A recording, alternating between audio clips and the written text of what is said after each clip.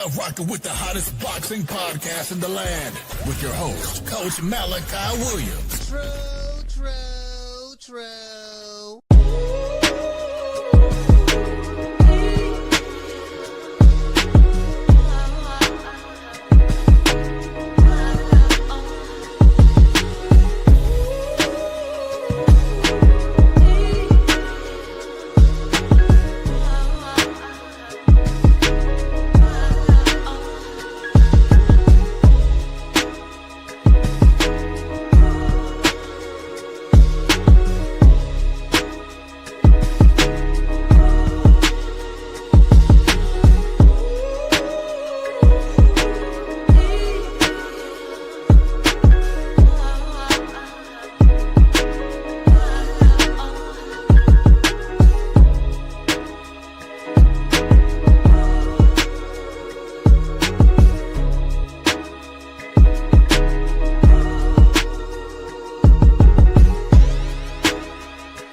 For the thousands in attendance and the millions watching around the world, ladies and gentlemen, let's get ready to rumble! Yeah. What's up, family? It's our boy, Coach Malachi Williams in the building. We back. True Media Podcast. We back up in this BI, man. It is what it is. Y'all know. Tomorrow, they got fights going on tomorrow night. Of course, tomorrow in the afternoon over here, tomorrow night in the UK. Chris Eubank Jr. And Conor Benn, they throwing hands tomorrow night, at Tottenham Stadium, if I'm not mistaken. I heard it was sold out. So, which we already knew that. I heard it was sold out within minutes, to be fair. So minutes or hours or something of that sort. Shout out to Mr. Tomato Can. Salute, fam. Shout out to Mr. Tomato Can. Yeah, man. So, I ain't gonna lie, man. I kind of like that fight. I like that fight. I like the energy. I like the just the entire banter. The lead up to the fight. Conor. They say what night? They say Chris missed weight by 0.5 pounds or something of that sort or whatever. I don't know.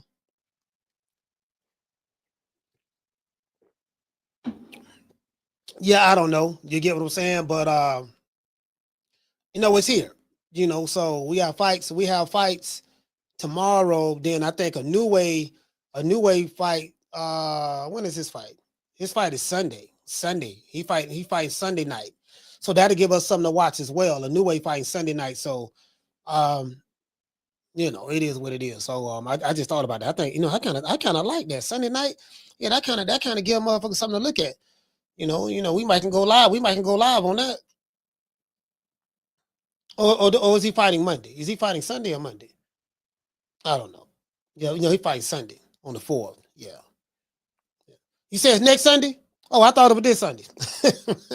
Hey, you know what? Hey, check this out, fam. Check this out. Hey, you know what it is. The stinkiest of the icky. You want to smoke with the old boy Rick James? Bro, I be losing track of days, all the time. All the time, bro. Because I guess in the world that I'm living in, it's like I don't even pay attention to the time of the day or the day. Like I really don't. It's like, man, I just know, okay, woke up today, I got shit I have to do and stuff like that. And I kind of like be forgetting. I be forgetting like, damn. Yeah, you're right, dog. That is next week. You're right about that. Hey, good looking out, man. Correcting me, because I damn so thought it was Sunday. Yeah, man. The new way they fight Sunday. Hey, motherfucker, go live for a Sunday night fight that ain't there. Damn, dog. I don't set the time. How come they ain't fighting yet? How come they ain't fighting? Come to find out, I got the wrong goddamn. You get what I'm saying? Shout out to Marky Beyond. Salute, fam. Yeah, man. I'm sitting around this motherfucker, man. Shout out to Tyrone. Tyrone, what's going on, brother? Daniel Agnew is in the building. Jamie from New York. The Cardenas, Marky Vion. Shout out to Wole, Green Eyes P, the lovely Tila, North Omaha Stand Up. Shout out to let's see, Jamie from New York. The Prince is in the building. West Texas, standing up. West Side, Mr. Tomato Can is in the building. Let's see, we have Tila. We have Fight Side TV, Fight Side. What's going on, fam? Mr. G4L salute. Drumming for life. Yeah, man, it is what it is, man. You know, so yeah, so you know, we're gonna see what's up with this fight right here. I don't even know if I'm gonna go live or not yet. I still don't know yet, dog, because you know, Saturdays, like last Saturday, I was in the house all day, all weekend, from Friday to Saturday. You know, I was trying to redo my office. I still gotta have a couple of things I'm doing, but I still have a couple of more things I'm doing, but I got all like the tedious stuff out of the way. You get what I'm saying? So yeah, man, I have my vision board right there. Not vision board, but my content creation board. I still have Hagler, but I had to remove all the other pictures. You get what I'm saying? That was from behind me. And I have a backdrop. I have a True Media podcast backdrop as well. I have that as well. So it is what it is. I'll probably do those. When I do, like, yeah, you know what? Yeah, that'd be a good idea. That'd be a good idea. You know that's more shit I got to bring. Nah, that's cool.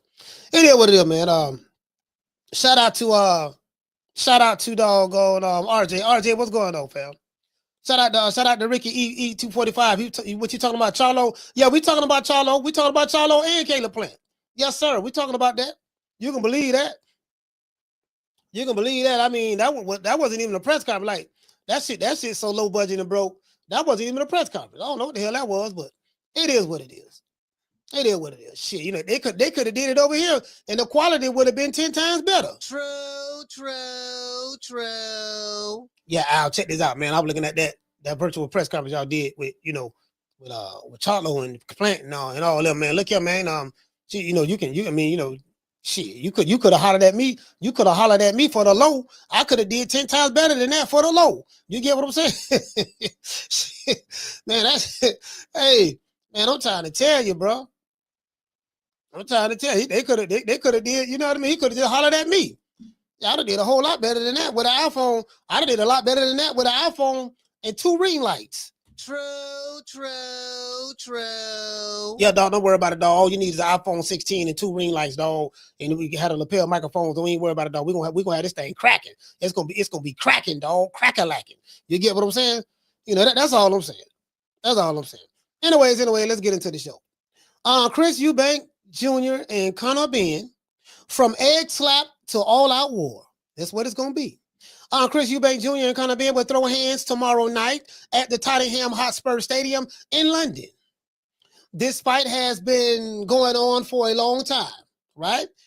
Chris Eubank Jr. has sold this fight, hands down. Chris Eubank Jr. sold this fight.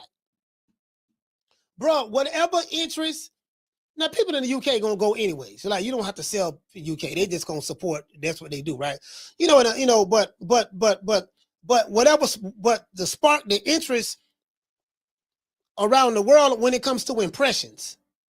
See, let me put y'all up on game, right? Social media is about impressions and it's about retention. And when you have money and you're able to buy attention, how do you buy attention? Advertising. YouTube is nothing but an attention-grabbing magnet or component. The main purpose of YouTube is to keep people on their platform. We don't want you to go to the left. We don't want you to go to the right. We want you to binge watch long-form content and even short-form content or whatever. But we want you to stay here. I'm telling you, I'm putting y'all up on the YouTube game, right?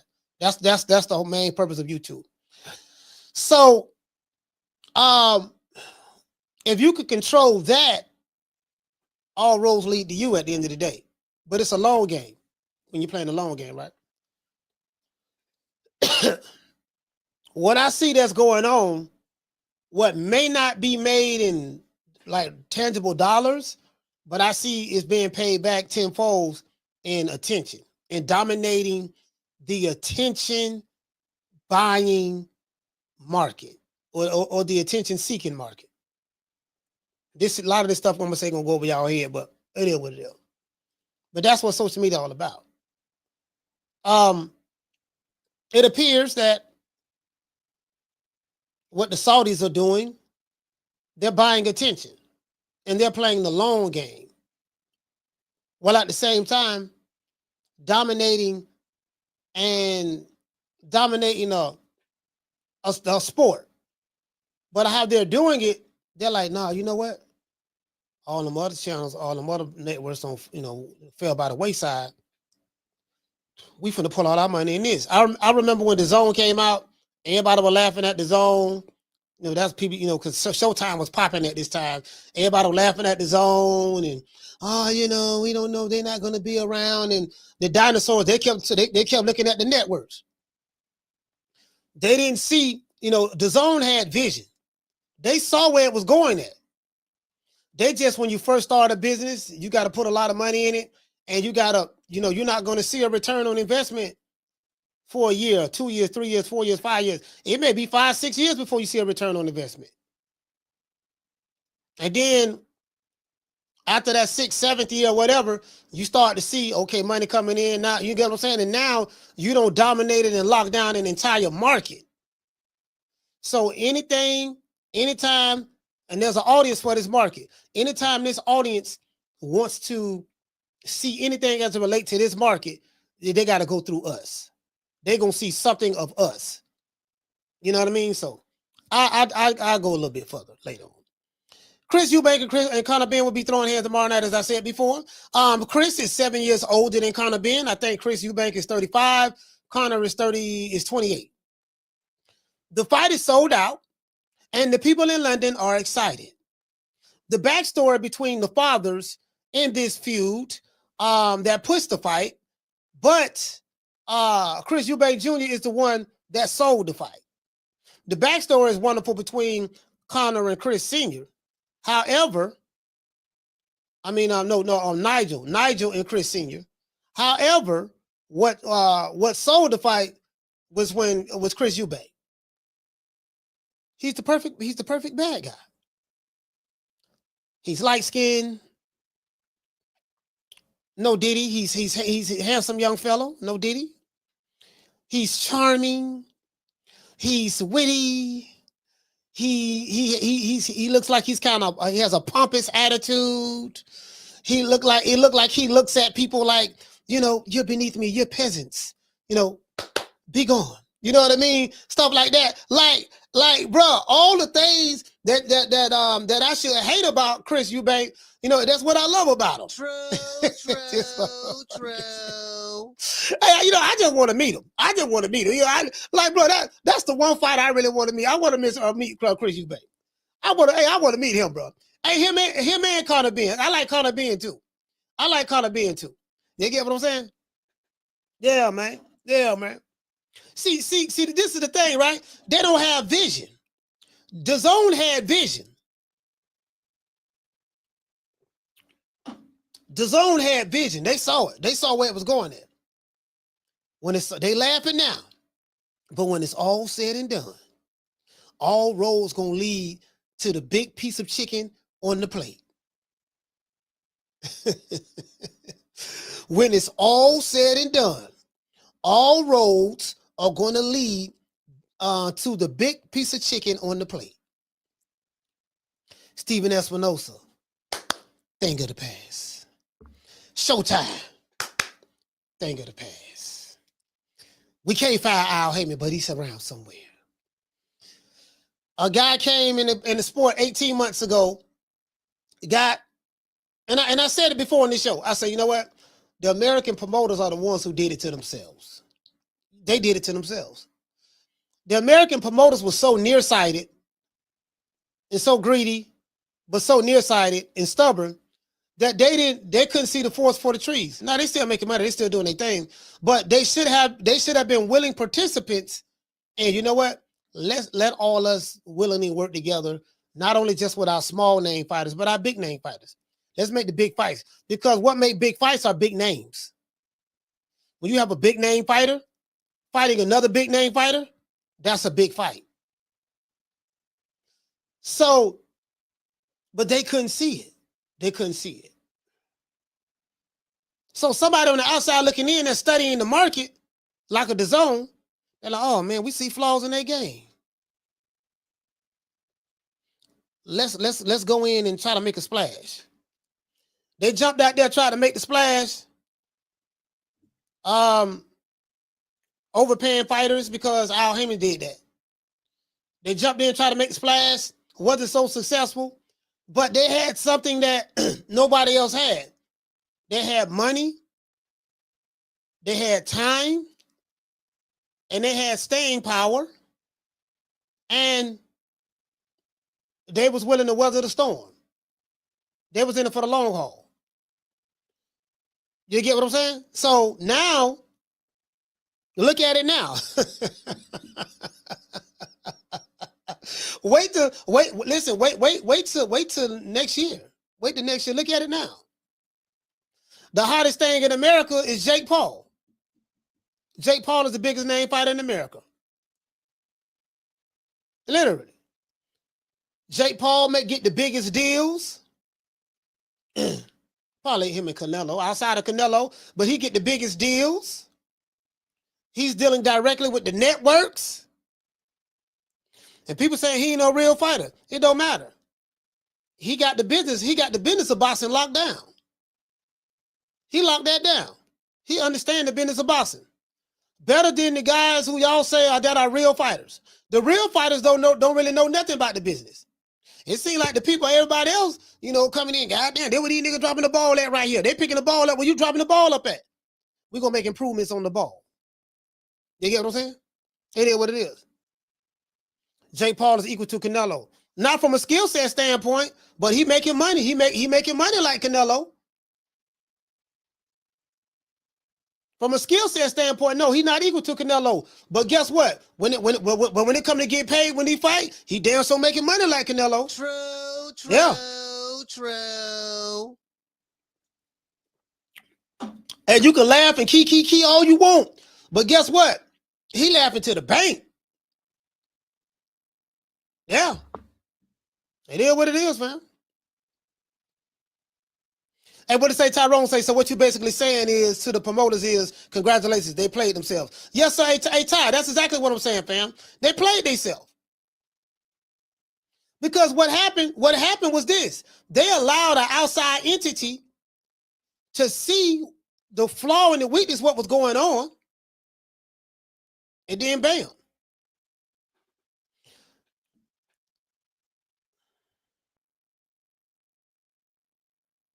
Silvestri say Jake a fake boxer, coach.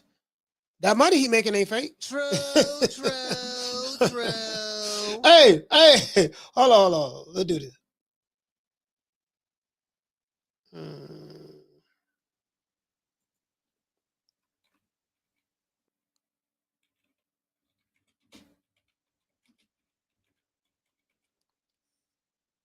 Hold on.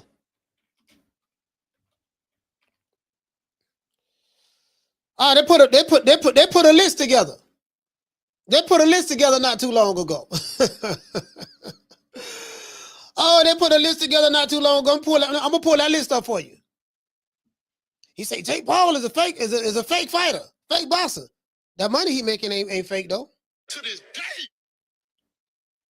And he making it in boxing. The fake fighter is making it in boxing. Yeah. Facts. Anyways. And that's the bottom line.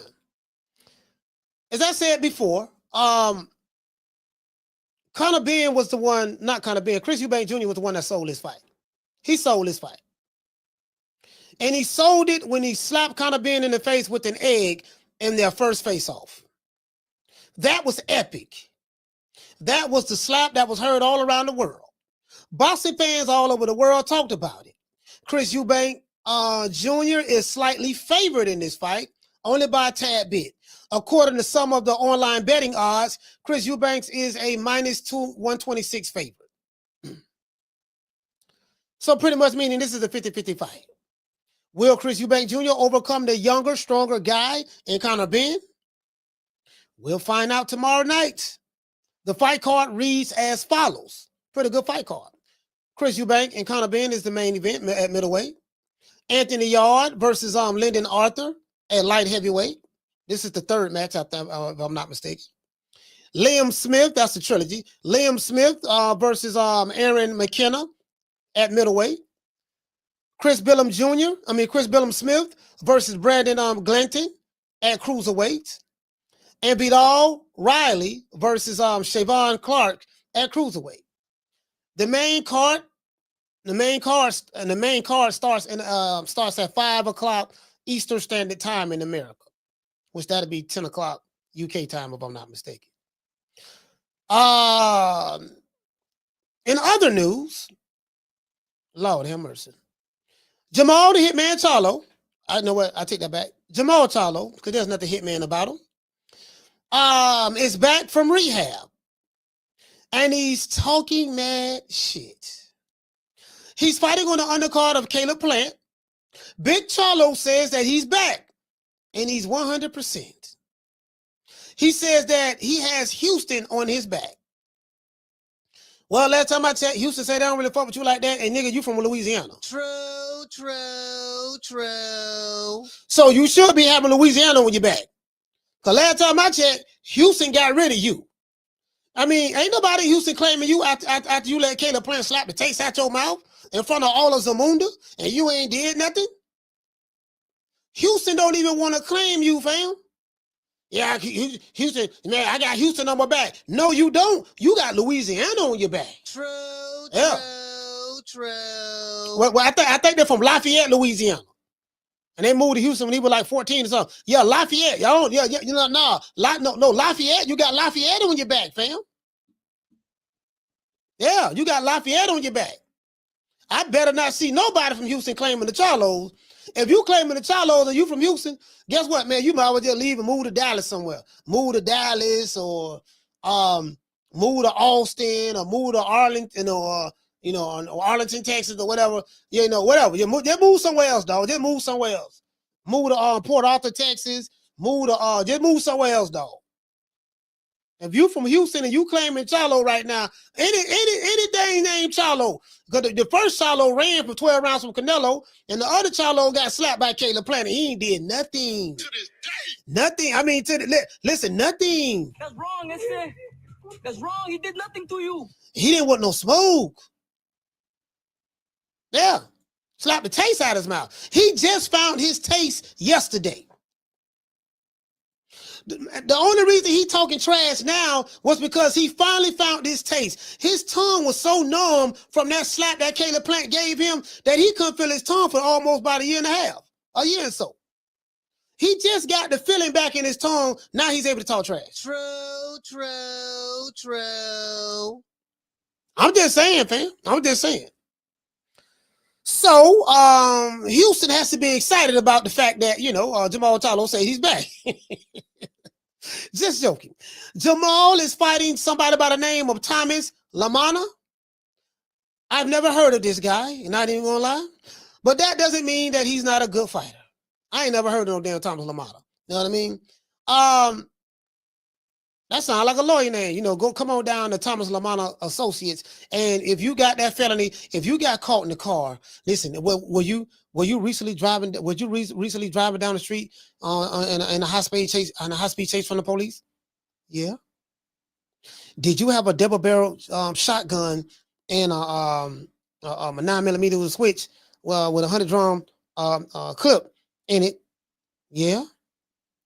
Did you have 10 kilos of heroin, 5 keys of fentanyl, 22 pounds of Reggie, and a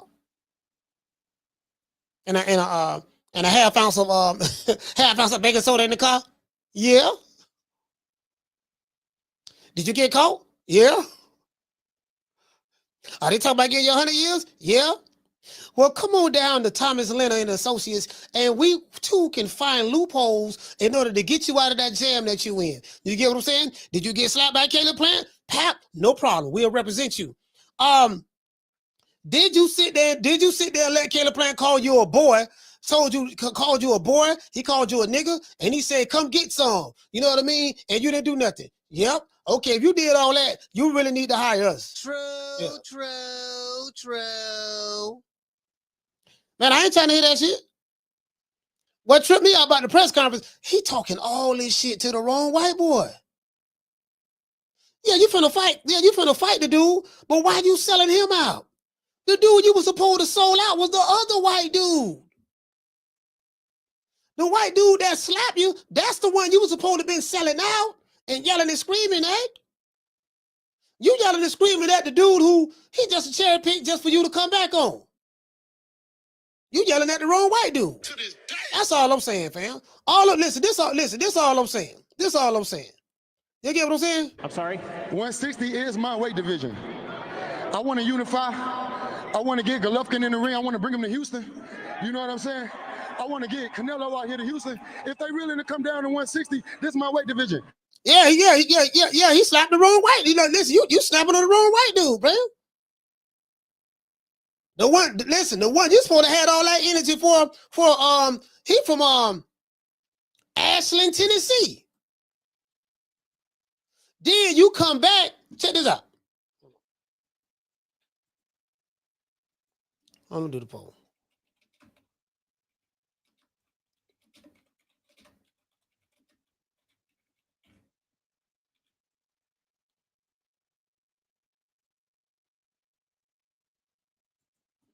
Hold on, y'all.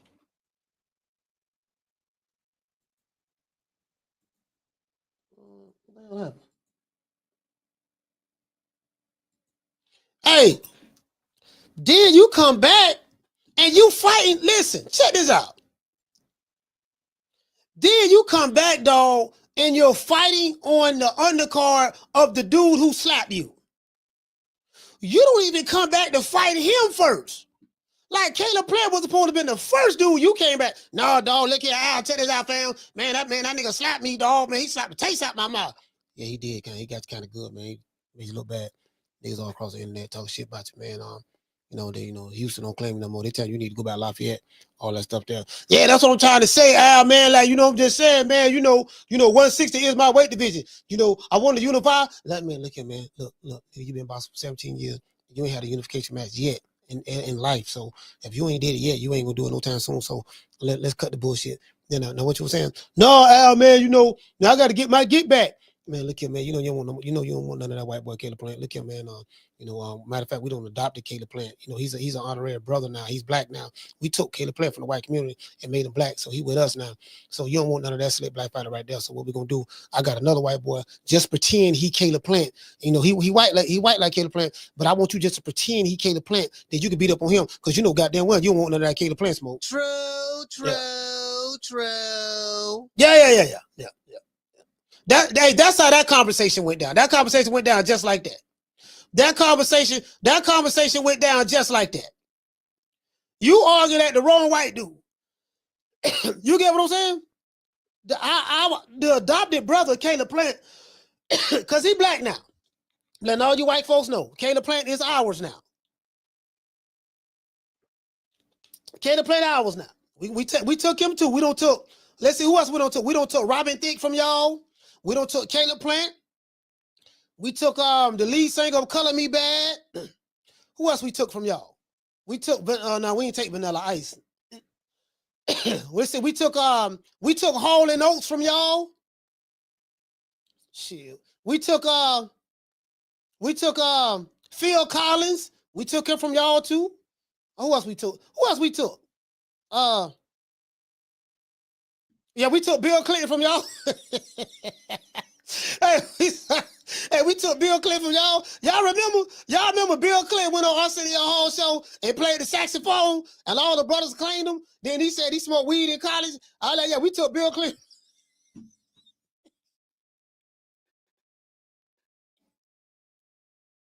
Hey, we took Bill Clinton. Yeah, we took Slick Willie. We took Slick Willie Bill. We took Slick Willie Bill Clinton. We took him from y'all too. Yeah, we know. We said, y'all remember, we said that was the first black president.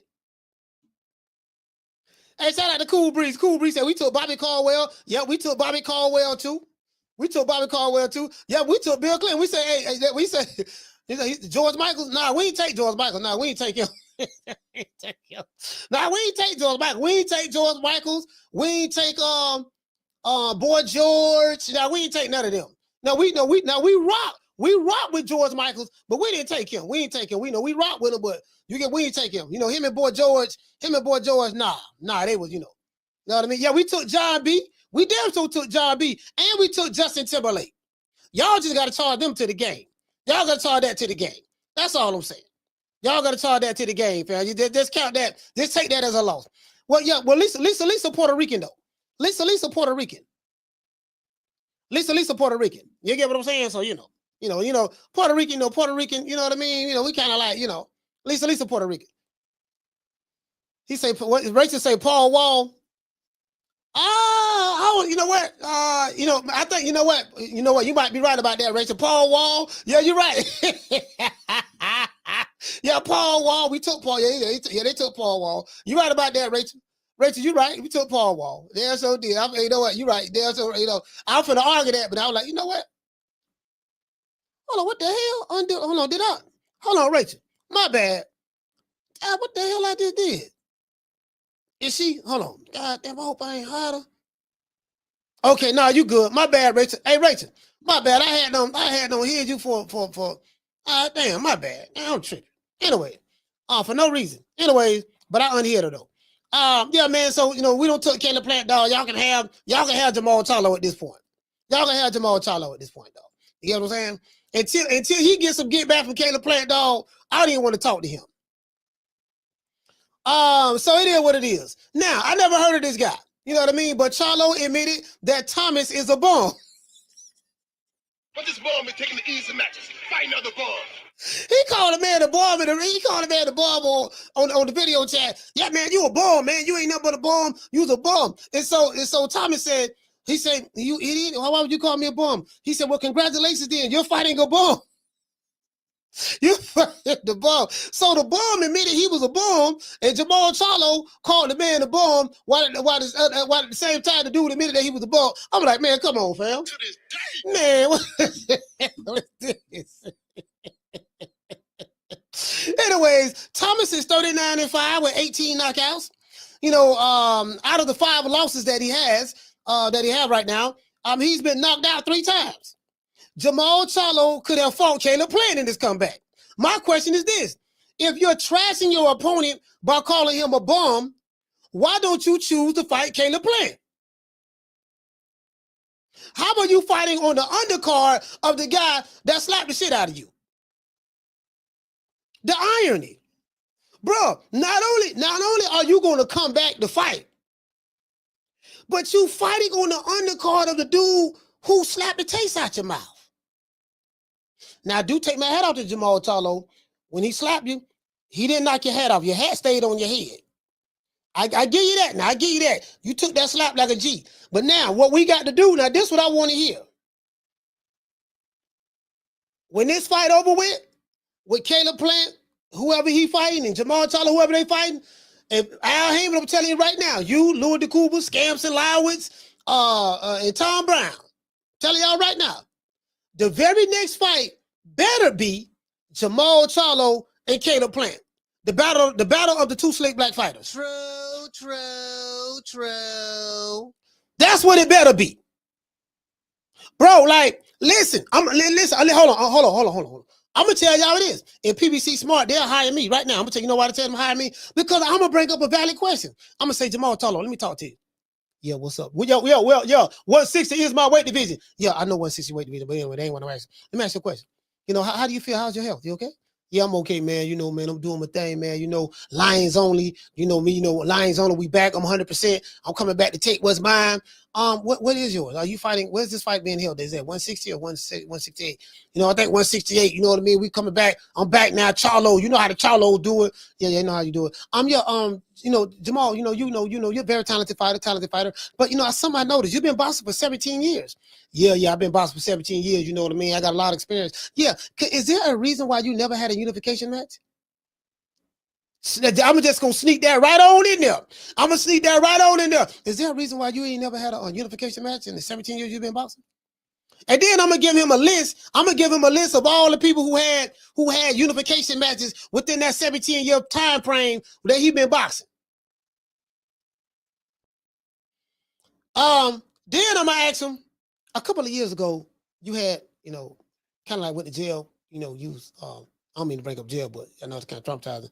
But a couple years ago, you and about 20 of your friends, broke niggas, you know, I was at a restaurant or somewhere, and you know, the waiter brought the bill out, and the bill was like $2,000-$3,000 or something like that.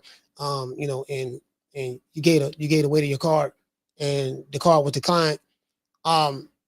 Did you ever get that straightened out? Because you know, people heard, you know, people only hear the bad stuff that you got locked up. Let the people know what happened with that. Let the people know you took care of that.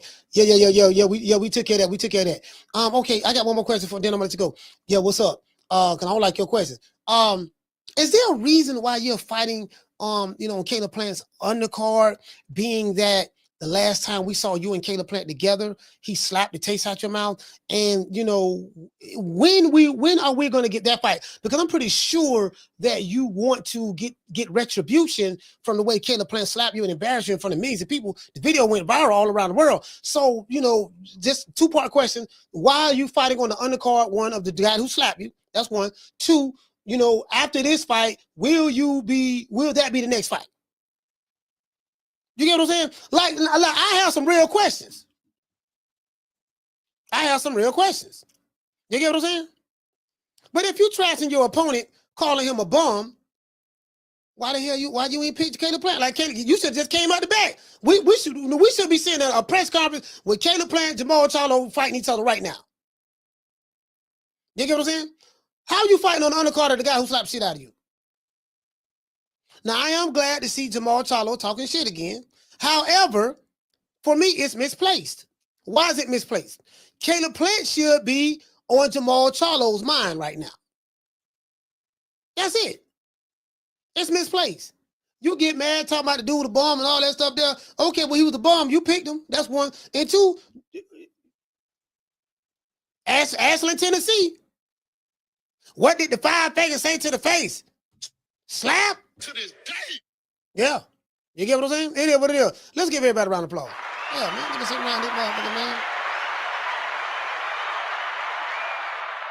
Yeah, you yelling at the wrong white dude.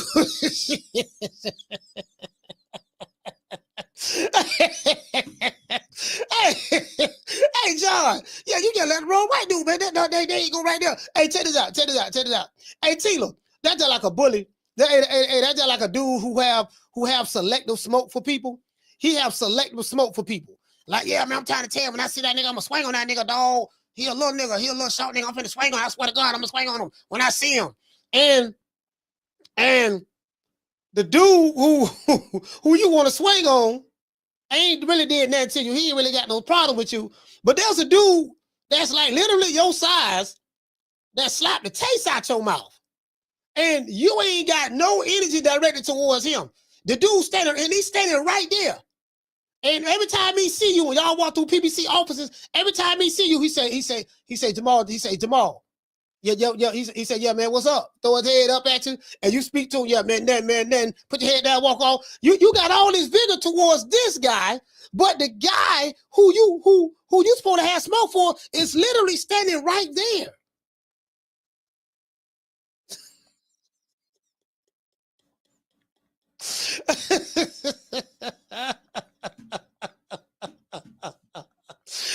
He's standing right there. Yeah, like, listen, you're picking and choosing, dog. You're picking and choosing. You got selective smoke. You have selective smoke, fam. Hey, Schoolo, you got selective, man. You don't want no smoke. I want all the smoke. You don't want all the smoke. You picking and choosing smoke now. Hey, shout out to Tina. She said he has to know the question is going to come about why he's not fighting Plant. Can't wait to hear the answer. I'm just saying. Now, you know what? Check this out. When he did the interview, the guy in the interview didn't even ask him that. He didn't even ask him that. You know, PBC, they probably told him, look here, man, this what you can ask him, this what you can't ask him.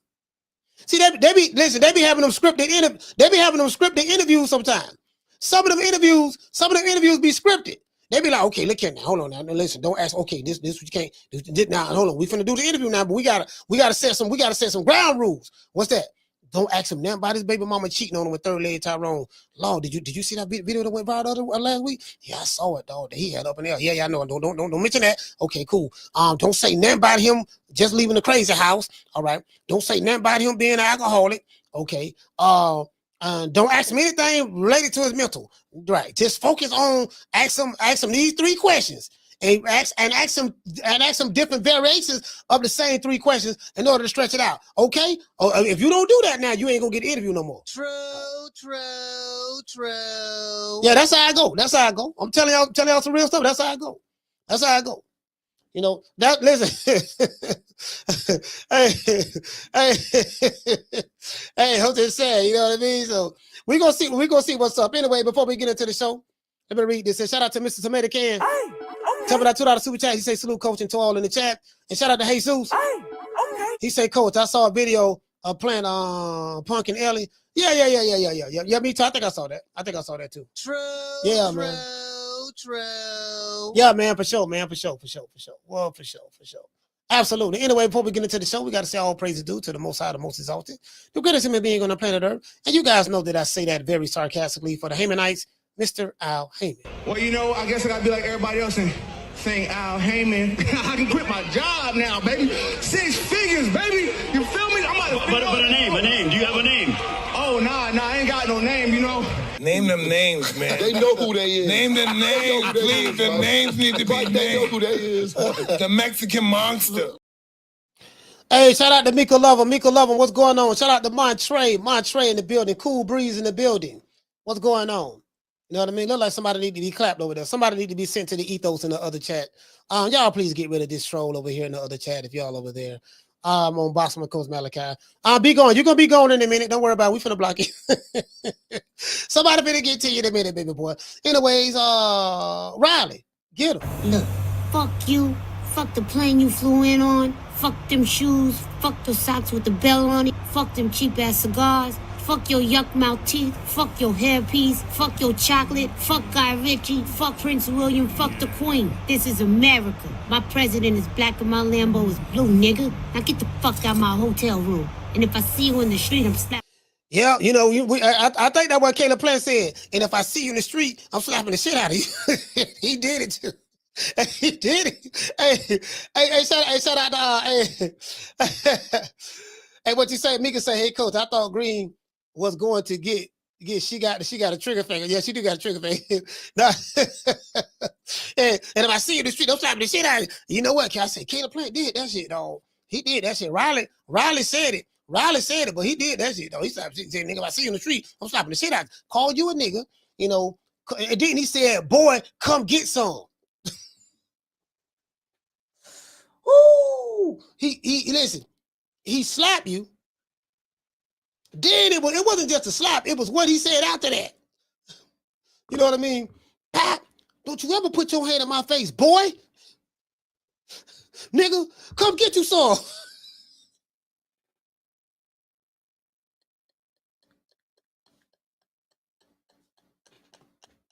True. I was like, damn. I was like, God damn. Boy, he said it was such vigor. Now, I am the #1 contender. I'm tired of James the Poodle, Grim Reaper, whatever you want to call himself, ducking me. All right, I'm tired of man driving around town in 8 Rolls Royces. He ain't fought nobody. I'm still in a broham. Hey, man, y'all know what time it is. See your eyes shining, she's my snow bunny, please. In the winter lights, so she's my sweet dove of cream. Talk to my nose, this love has got it so raw. Make you move, step and I grip out of control. Turn it up. It's me against the light. Snow bunny. Moving on the bar. Everything's alright. Got that smooth soul feel. No, that's Dancing in the light. With my snow, turn it up. Then party by the night. see your eyes shining, she's my snow bunny, please. In the winter lights, so she's my sweet dove of cream. Talk to my nose, this love has got it so raw. Make you move, step and I grip out of control. Turn it up. It's me against the light. Snow bunny. Moving on the bar. Everything's alright. Got that smooth soul feel. No, that's Dancing in the light. With my snow, turn it up. Then party by the night. And he had a Michael Jackson look-alike. Michael Jackson look-alike at the at the Frederick Douglass Marcus Garvey, the FDMG school. The man had a Michael Jackson looking like.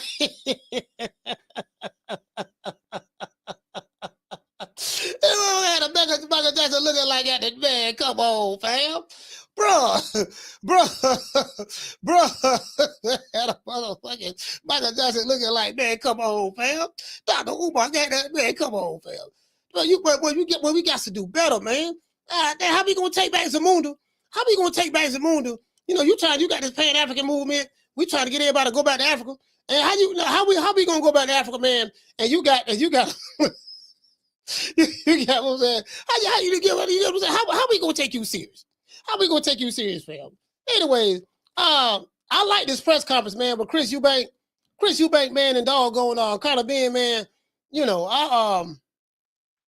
yeah, man. I kind of, you know, like I don't know what it is, bro. I like Chris Eubank, man. I like Chris Eubank. Now, who gonna win the fight? I don't know. I'm not gonna say a lot of you guys. I'm not leaning neither way.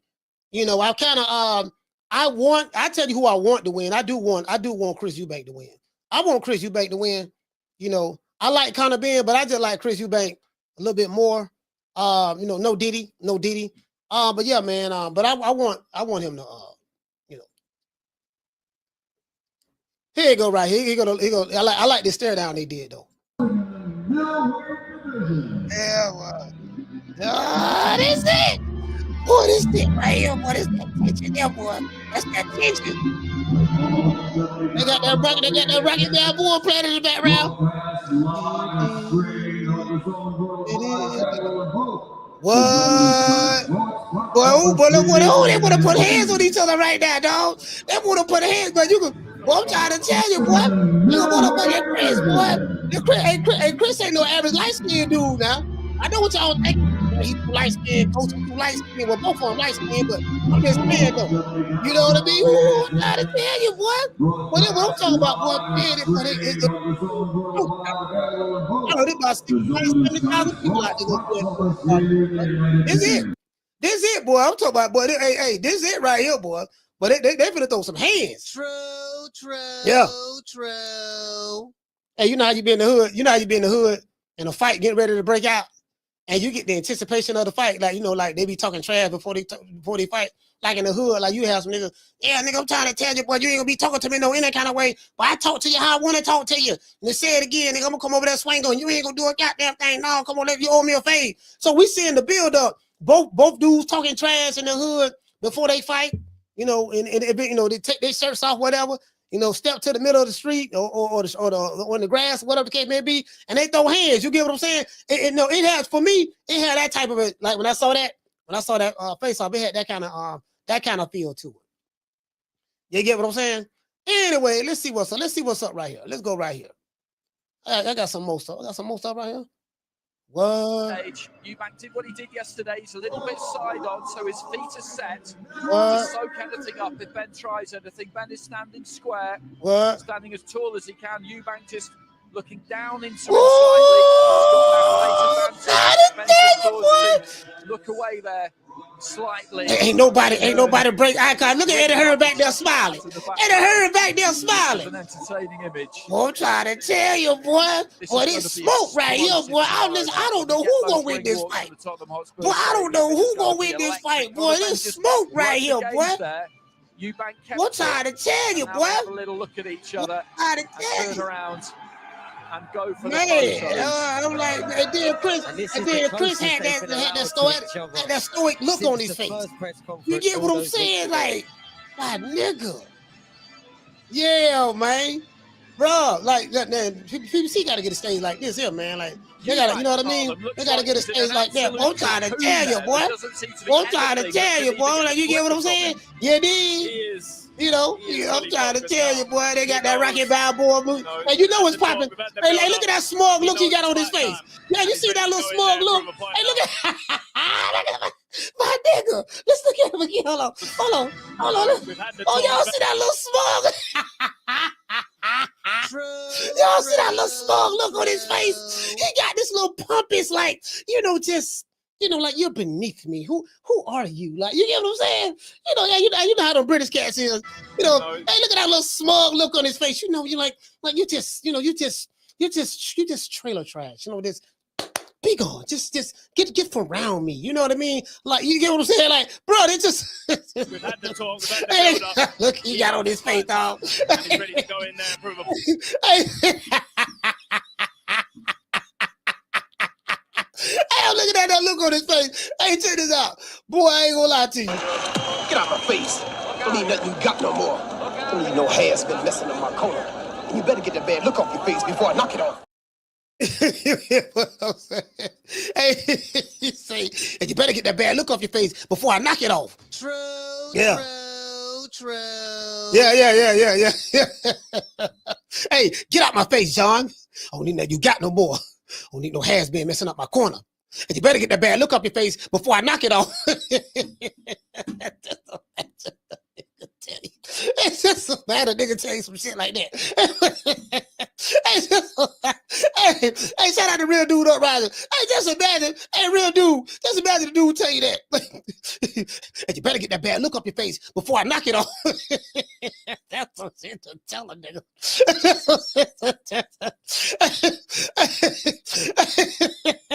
Hey, shout out to No Cap. Hey, No Cap. Boy, that's something to tell a motherfucker, boy. Hey, face off. And you had a face off. Get out my face. I don't need that you got no more. I don't need no has been messing up my corner. And you better get that bad look off your face. He said you better get that bad look off your face. How you gonna tell her? I know they went for the fight, but I just thought about how you gonna tell a dude how he, you know, what look he should have on his face. How you gonna tell a dude what type of look he better have on his face? And if he don't take that look off his face, you gonna knock it off. And that's some shit to tell him. Hey, Get out while you can. Don't get a sucker no statue. Give him guts. Hey, boy, hey, look at, hey, boy, I'm trying to tell you, but hey, boy, it's gonna be up. It's up tomorrow night. It's up tomorrow night. Now, before we move on, before we do this, let me let y'all see this. Let me let y'all see this doggone Hold on, so all right, so let me hold on. Let me let y'all see. Let me let y'all see. Let me let y'all see this man right here. Let me let y'all see, Mr. I Want to Unify. You know what I mean? Mr. I Want to Unify. You want to unify, huh? Let's see what's happening. Right there. Want to unify, huh? Oh, there you go, right. There you go, right. The Lord have mercy. But they, man, I'm trying to tell you. Hold on. Matter of fact. Let's do this for him. Let's do this for him. I'm sorry? 160 is my weight division. I want to unify. I want to get Golovkin in the ring. I want to bring him to Houston. You know what I'm saying? I want to get Canelo out here to Houston. If they really to come down to 160, this is my weight division. Let's see what he got to say.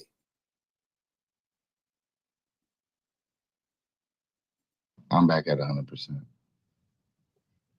Like, I feel stronger. I feel better. I feel, I'm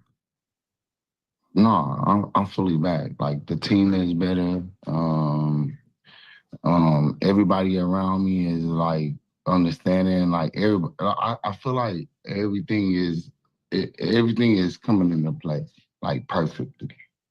You know, like Houston back on my back. Like, I got it. I got them on my back. I could carry them now. This nigga. Houston, we have a problem. He said, hold on, Houston, we have a problem. They said another gave you niggas money. Motherfucker say, yeah, man, I got Houston on my back. I can carry him now. Oh, yeah? You know what I'm talking about. Y'all all know what I'm talking about, man.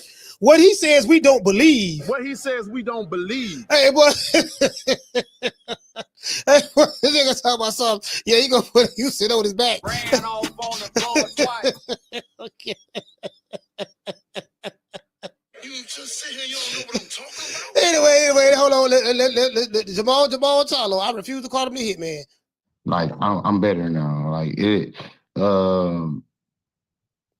Yeah, I had some I had some like, you know, chaos going on, but it feels better to like not have to deal with that no more.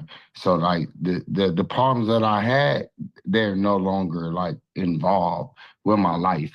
And my life has got better and everything is smooth. It's smooth right now. So like Thomas, I'm gonna beat your ass. You know that. I'm back. He back. He back. So that shit don't bother, bro. remember I don't all give a that fuck, shit you bro. What talking you about. talking about? All that shit you talking about. I'm like if when I knock you out, you out, I'm a stuck on your ass. All right, we'll see. Yeah, we're gonna see. We're gonna see. So keep talking. Keep running your mouth, Mister. Keep running your mouth. Watch. I'm gonna show you. That's what they say. All right, I'm gonna show you. I'm gonna show you. You can't fuck with me. I'm gonna show you. All right, Sean, did you have one more question or no? Yeah, and thank you, Jamal. Thomas, you know, you've talked about your rebuild. You've won 9 fights in a row, 4 by knockout since losing to Lara. You can't fuck with me.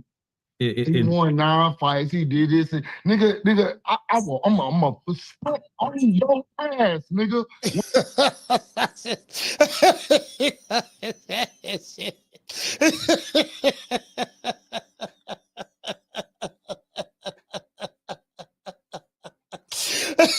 What he says we don't believe. Hey,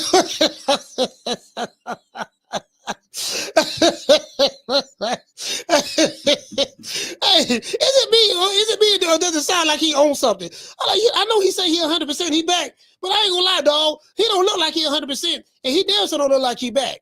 I said, man, he looked like he was kind of, you get what I'm saying? Maybe it's just me. Maybe it's just me. When I get to you, don't say nothing. You're too emotional, champ. But go ahead, Sean. I'm gonna show you how much emotional I am. All right, you're right. Go ahead, Sean. I'm sorry, bro. I enjoy the passion between the fighters, so it's all good. But what do you think you've actually gotten better at in the ring in those 9 fights? The nigga bum. The nigga's you're right. bum. All right, so you fighting a bum. All right, so you fighting a bum. Then fuck is you talking about? You a fucking bum. Fuck is you talking about, bro? You a fucking bum. Nigga, you a fucking bum. You want to be black so bad. You want to be black so bad. Hold on, wait. So he said, hold on. He said, you want to be black so bad. Well, I don't mean to pivot, but let's pivot to Caleb Plant.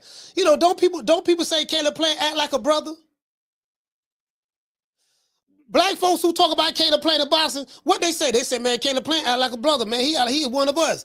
Don't Caleb Plant, because Caleb Plant grew up around blacks in the hood. So, did you tell Caleb Plant that he wanted to be black so bad? See that? Listen, I ain't got no problem with nothing he said, right? But I gotta keep going back to Caleb Plant, because Caleb Plant he act like a brother. You know, he got like the brother swag and stuff like that, because he grew up around the brothers and stuff like that. But why you didn't say that to Caleb Plant? That's all I'm saying. You want to be black so bad. You want to, like why you ain't say that to him?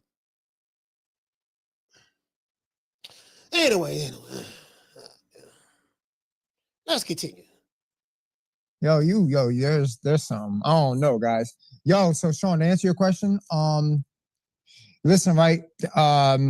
Experience, right? I mean, every single day you learn something new, right? You ain't got no experience. You okay? Facts. You're right. All right, so Sean, every day you learn something new, right? You get better. It's time. You know what I mean? The best lesson in life is experience, I guess, right? So, whatever, you know what I mean? These fights were just, oh shit, sorry guys. The fights were what they were, but I got more comfortable. Is this supposed to be a press conference? Bro, is this supposed to be a press conference fail? Like this what I'm asking. Is this supposed to be a press conference fail? Anyway, let's go. You know what I mean? I fought more in 2 years. These 9 fights, you know what I'm saying? Whatever, man. I'm letting the homie get to my fucking head right now, bro. He sounds like a fucking weirdo, bro. Dude, like, chill. The man ain't saying that. The man ain't saying that. Hold on. Jamal Charlo just sitting there. He ain't saying, hold on, look over here. Hey, hold on. And I'm letting the homie get to my fucking head. Oh shit, sorry guys. The fights were what they were, but you know, I got more comfortable. You know what I mean? I fought more in 2 years. You know, these 9 fights. You know what I'm saying? You know, he don't seem confident. What he says we don't believe. I'm like, he don't seem like he confident at all, dog. I'm just being honest with you. Hey, listen. This motherfucker don't see. But this ball man taking the easy matches, fighting other balls. He don't seem confident either. He don't seem confident, dog. That's all I'm saying. This man don't seem confident at all, bro. Yeah, you know, like, man, he fumbling over his words. Let's go. And whatever, man. I'm letting the homie get to my fucking head right now, bro. He sounds like a fucking weirdo, bro. Dude, like, chill. I hope I answered your question, Sean. Just, you know, it's make me chill. And make me chill. Make me shut up, man. Right, thank you very much. Man, this shit lame as a motherfucker. True. I got Jamal Charlo by knockout. But this ball man taking the easy matches, fighting other balls. I got Jamal Charlo by knockout. I got him. I ain't sold on this dude, man. Man, we know what it is. We know what it is. You know, I know Jamal Charlo drunk and everything right now, but hey, listen, even with the 50, with a shot of Hennessy and all, I just ain't convinced. His opponent ain't convincing me. It ain't even Jamal Charlo. His opponent not convincing me. You know, let's go. Much for those questions, Sean. And thank you all to both Jamal and Thomas for answering those questions. With that, I'm going to turn it back over to our host, Ray Flores, to wrap things up with our first pair here. All right. Well, I greatly appreciate it. Thank you to the media for asking questions to both Thomas Lamanna and Jamal. Right. You know me, right?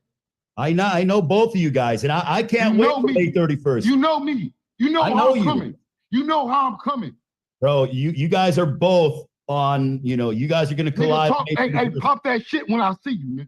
You know. Well, I'm excited to see both of you guys. Jamal, final question. Your prediction for May 31st against Thomas Lamanna. Thomas, that was we obviously knew that was coming. Like, well, he just said it.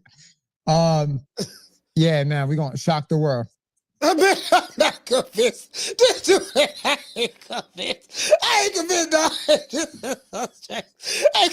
Jamal Charlo stopping this dude. Hey, this might be a first round knockout right here.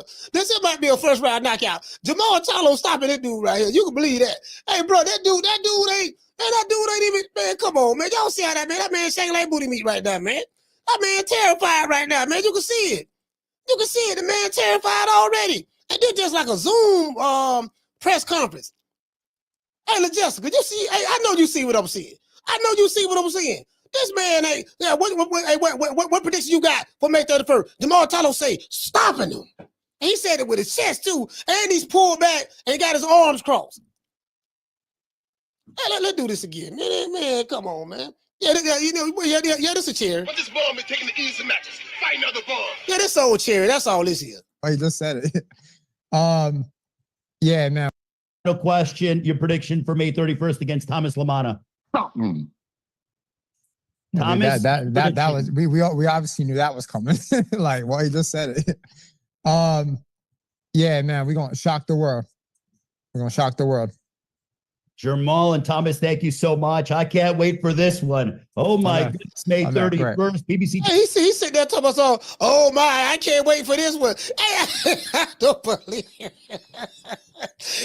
He lied too. Hey, who does it, Ray? Who does it? This Ray? He told me, oh my, I can't wait for this one. Man, ain't nobody waiting on this fight. Man,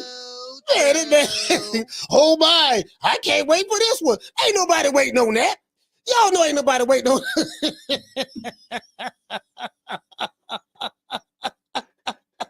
the only one. Oh my! Hey, can see know, oh my, I can't wait for this one. Poor Hush, don't nobody believe this dude. That dude shaking like booty meat right now, man.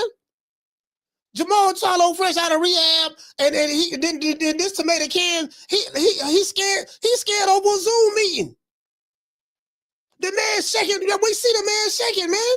Come on, bro. Pull this shit back. Like we ain't see we not seeing what you know what I'm saying? That was we obviously knew that was coming. Like he just said it. Yeah, man, we're gonna shock the world. We're gonna shock the world. Jamal and Thomas, thank you so much. I can't wait for this one. Oh my goodness, May 31st, BBC Championship Boxing Online video. Jamal Thomas, we'll see you in a couple of weeks in Los Angeles for the in-person press conference and then during fight week in Las Vegas. Make sure you show up. Make sure you show up. Make sure you show up. Make sure you show up. Get the fight. Yeah, make sure you show up. Shut up, bitch. Make sure you show up. Make sure you show up. Make sure you show up. Shut up. Make sure you show up. Shut up, bitch. I'm gonna knock your ass out in the way. Shut up. Let's turn our attention now. He said he gonna knock him out in the way. Boy, now don't know that. Wait a minute now. Now I like this Jamal Charlo. I like this Jamal now. Don't you know he's saying it with his chest. He gonna knock him out in the way is. I like this. The only problem is we needed that Jamal Charlo when Caleb Plant slapped you. That's the only problem I have. And another problem I have, since we pointing out complaints, the other problem I have, you saying, shut up, bitch. You fighting on my card. It's not your card. Hold on. Caleb Plant is the headliner. Isn't Caleb Plant the headliner? You fighting on Caleb Plant undercard, fam. Caleb Plant is headlining this fight, not Jamal Charlo. So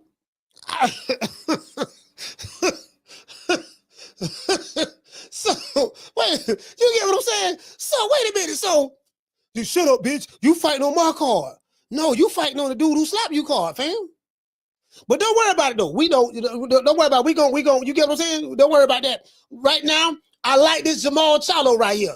I like the look in his eyes. You know, he looked like, he wants to come back to Houston.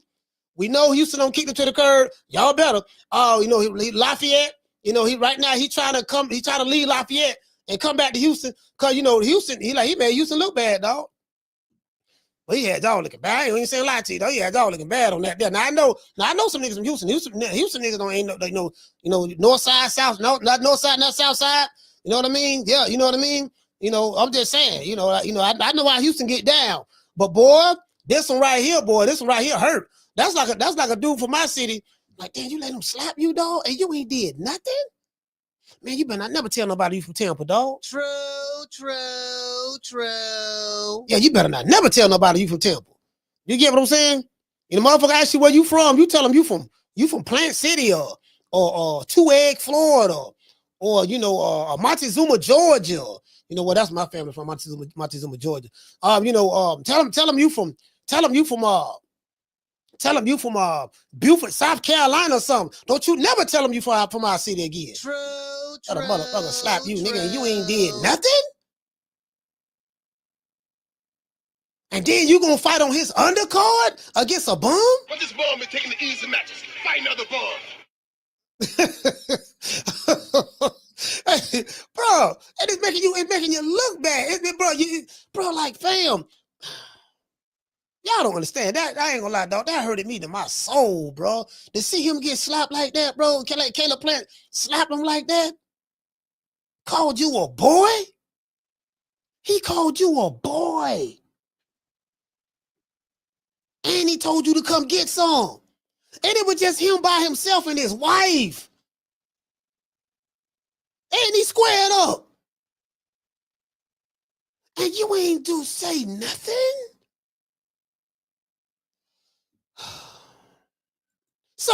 So anyway, I'm happy that we got this version of Jamal Charlo.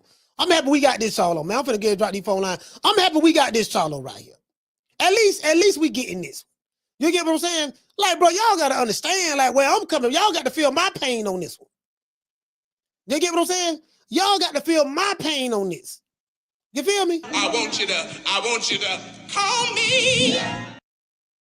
Hey man, phone lines open. You want to talk some shit? Call me. Start some shit, bitch. Sup, fool? You gonna talk shit about me, homie? Where you from? Hundreds of niggas is waiting for your motherfucking call, and they all talking shit about you right now. Call the coach at 530-494-9636. We waiting on your bitch ass. Bruh, that's all I'm saying, fam. Hey, man, shout out to Real Dude Uprising. Hey, okay. Dropping that quarter of a dub. He say, seems like a ham and eggs fighter, coach. Easy to chew through. Matter of fact, hold on. Hey, hold on. Check this out. I got one from Caleb Plant. Here go another from Caleb Plant right here.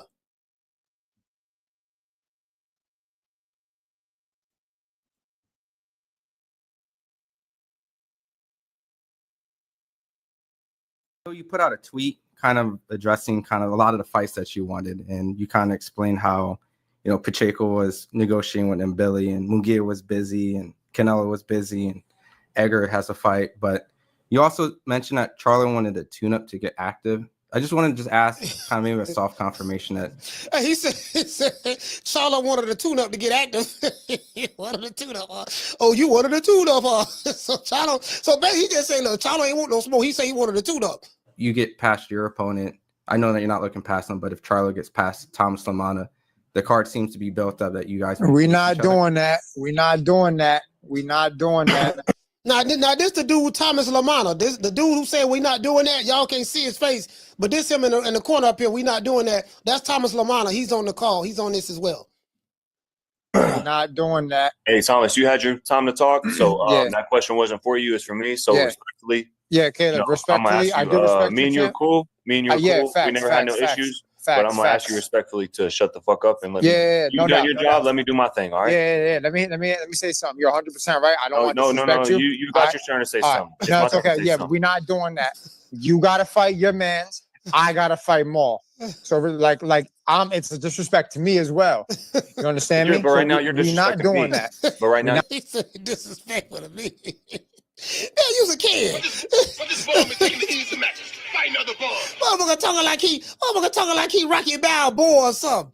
He say, Coach, what you know about Beaufort, South Carolina, my hood?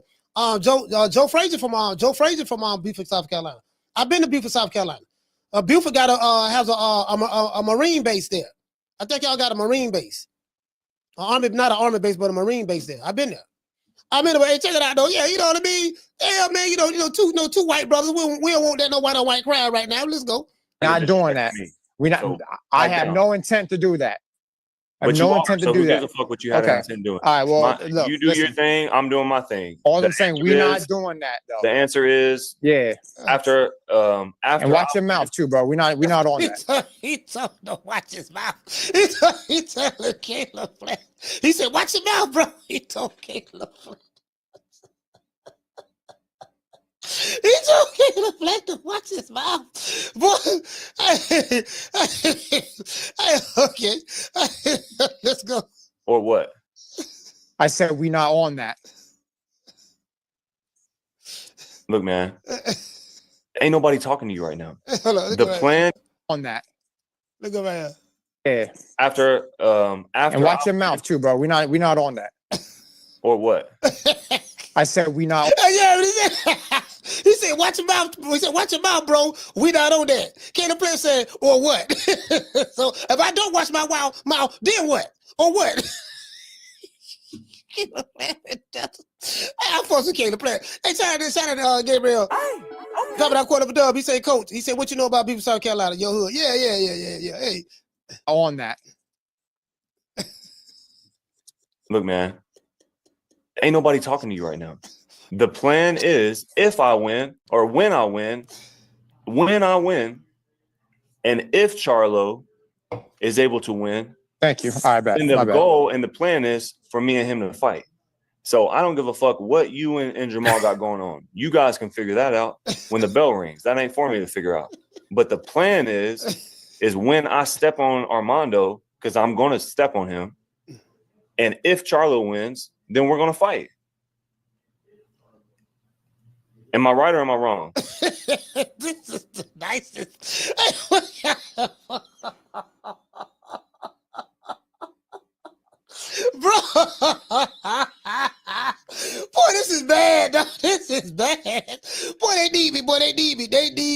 services, fam. True. Man, look here, man. Boy, I'm trying to tell you, where the budget at, man? They ain't got no money. Man, they got, bro, where the budget at, fam?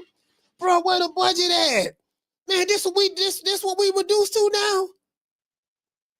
God damn. Oh, come on, Al. Well, you know, I guess I gotta be like everybody else and saying Al Heyman. Oh. Thomas, since you got so much to say. Nah, they muted me. You're right. Nah, okay, so they're asking what the plan is, not what's going to happen, not what's going to go through. They're asking what the plan is. All right, that's a bet. Okay, so pipe down. All right, that's a bet. I know how to answer the question. He ain't talking to you, motherfucker. All right, but you they don't mute him.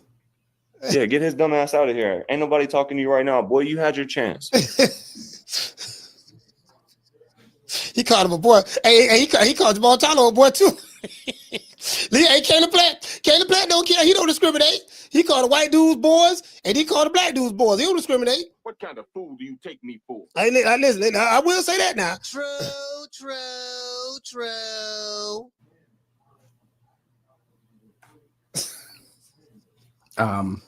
Yeah, that was it. This is the weakest press. But don't. All right, great. Thanks. This man looking at his shoulder. This dude down here don't know what's going on. Hey, this dude, Caleb Platt looking at his shoulder. Damn, man, bro, the moderator don't know what's, man, come on. Come on, Al. Oh, my God. This what the PBC been reduced to? Well, you know, I guess I gotta be like everybody else and saying Al Heyman. Fam. Man, I know how to answer the question. He ain't talking to you, motherfucker. All right, but you. Yeah, get his dumb ass out of here. Ain't nobody talking to you right now. Boy, you had your chance. That's so awkward. Caleb Platt scratching his shin. This is awkward. Hey, he's scratching his shin. He's looking at his shoulder. Man, come on, fam. Oh, this bad, dog. Yeah, that was it.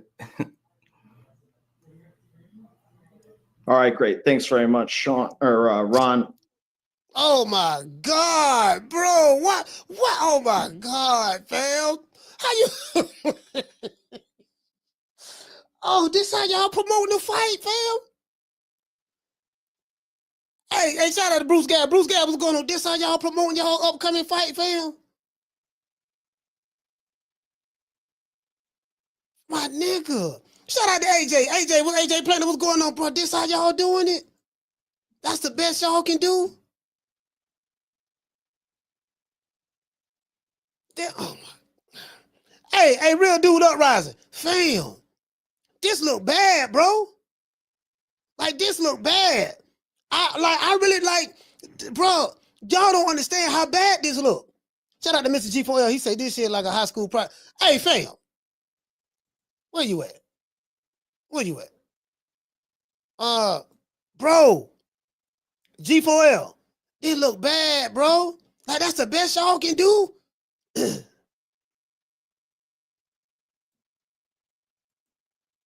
Man, I would do 100, but I would do 10 times better than that. 10 times. Shout out to Wole. He say Jake the face of American boxing. Jake Paul, bro. Jake Paul, the face of American boxing, bro. Jake Paul got more swag than any American fighter. True. They don't even know how to cut a promo, fam. They don't know how to cut a promo. Most fighters don't know how to cut a promo. So let's just be real. 99.999% of these fighters don't know how to cut no promo. That's one right there.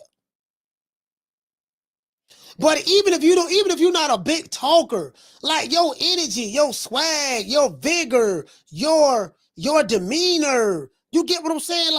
Like Chris Eubank Jr., he don't really do a whole lot of, he talk and stuff like that. But he know how to sell a fight. It's his whole demeanor, his energy, his whole vibe when he on stage, the way he look, his mannerisms, just the smugness, just, he talk trash so proper, prim and proper. You get what I'm saying? Like, they ain't got that. Look Look at doggone, bro. This a Zoom call. This the best y'all can do. Like, bro, I ain't gonna lie, dog. I ain't gonna lie, dog. Like this shit look bad, fam. It look bad. This shit look bad. Like, my nigga, like, man, shit. I mean, y'all could have borrowed some money from me or something. I could have did better than that. Yeah, well, what we gonna do? We're gonna do a virtual press conference right here, man, on StreamYard right here, man. You StreamYard. Hey, Jamal Tyler, what's up, fam? You know what I mean? Like, listen, the interviewer don't even have any energy in his voice. The interviewer don't even have any energy in his voice. Hey, Jamal Charlo, how you doing? Yeah, yeah, man, I'm really excited to see this one between you and Thomas Lamana. Like, Jamal, yeah, man, so happy to see you back. Like, he don't even sound believable. You don't even sound believable. Hey, Caleb, how you doing? Then the dude talking in the background, and then you finally mute him, and then the dude, the moderator just sitting there quiet, like 15, 20 seconds done went by, ain't nobody said nothing. Caleb playing with his arm, he looking at his shoulder, he's scratching his chin. He's scratching his chin. The dude told us, oh yeah, that was it. I think he left. Like, bro, like for real, my nigga?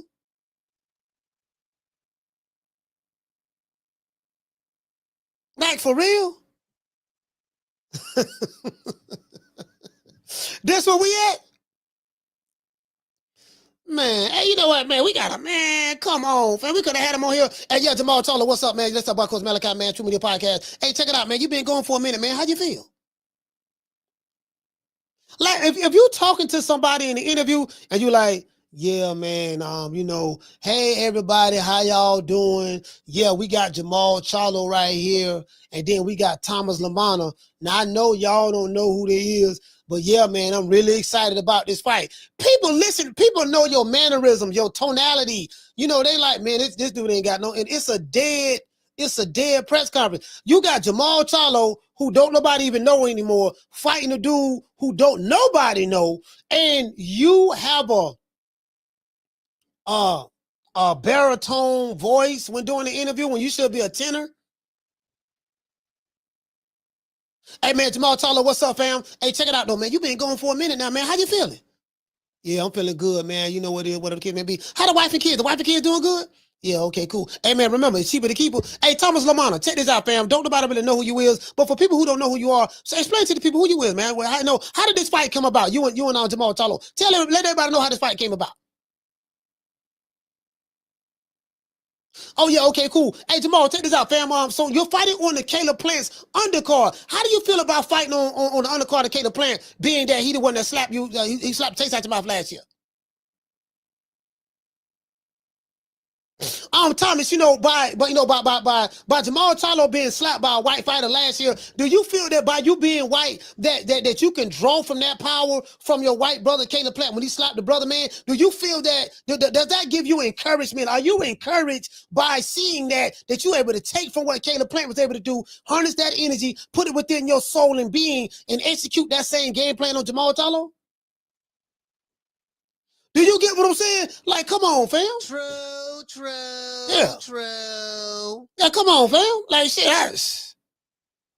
you get what I'm saying? And you wonder what, bro, especially when you have two fighters who don't nobody really know no more. Jamal Charlo been gone so long, I don't think people don't even remember who he is no more.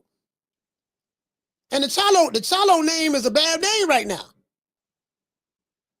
Then you got another dude who don't nobody even know who the hell this dude. I ain't never heard of dude before in my life, dog. True. I ain't never heard of this dude before in my life.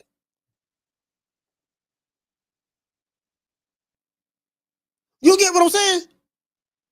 I ain't never heard of nobody. So you got to get me hyped up.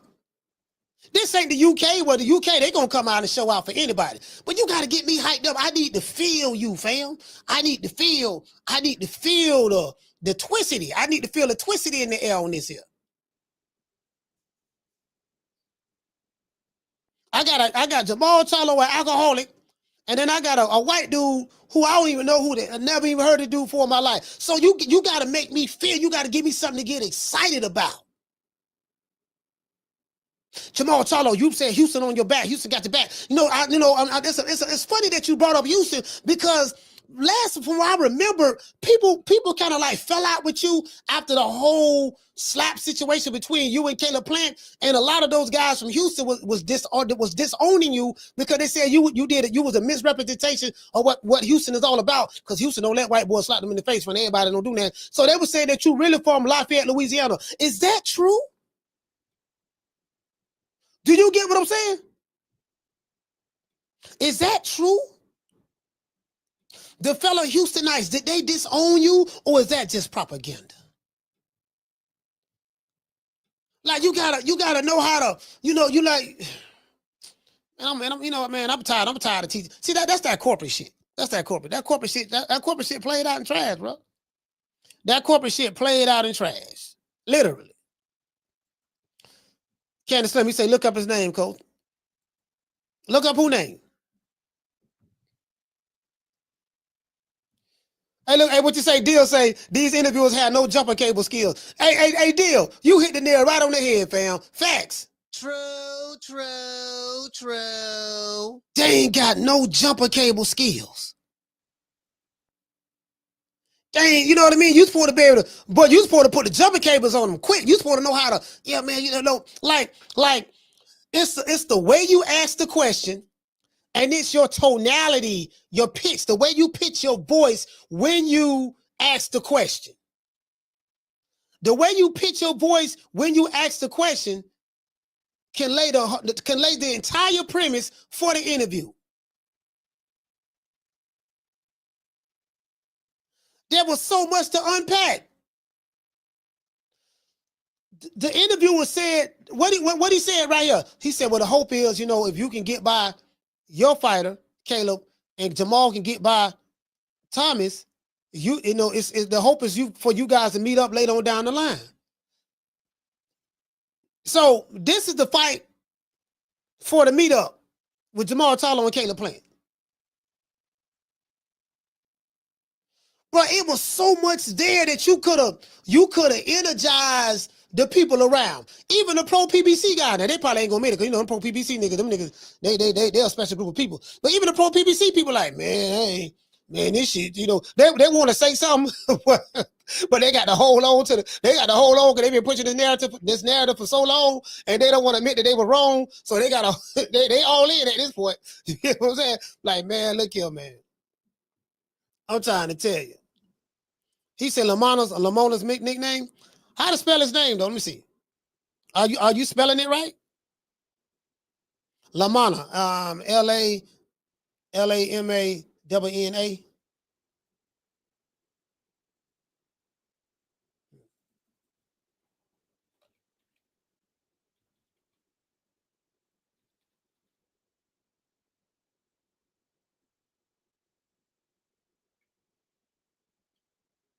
Let's see. Lama.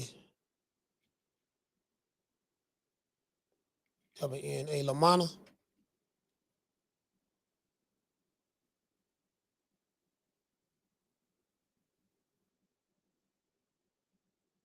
Yeah, I think you're spelling it wrong, fam. What you say? That's his nickname? Oh, on here, yeah, Lama, Lamana. Yeah, that's how to spell his name. You say Cornflake Lamana. His name Cornflake? Let's see, Cornflake Lamana. Damn.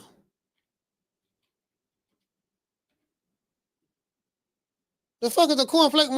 What the fuck is that?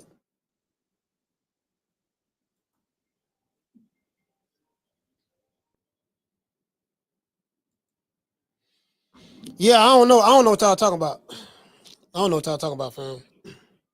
Like, it's not showing the definition of his name, so I'll call it. What's your name? Where you calling from? Corey from Texas. Corey, talk to me. What's up, Coach? How you feeling on this Friday? Yeah, I'm feeling good. I'm feeling real good. Good.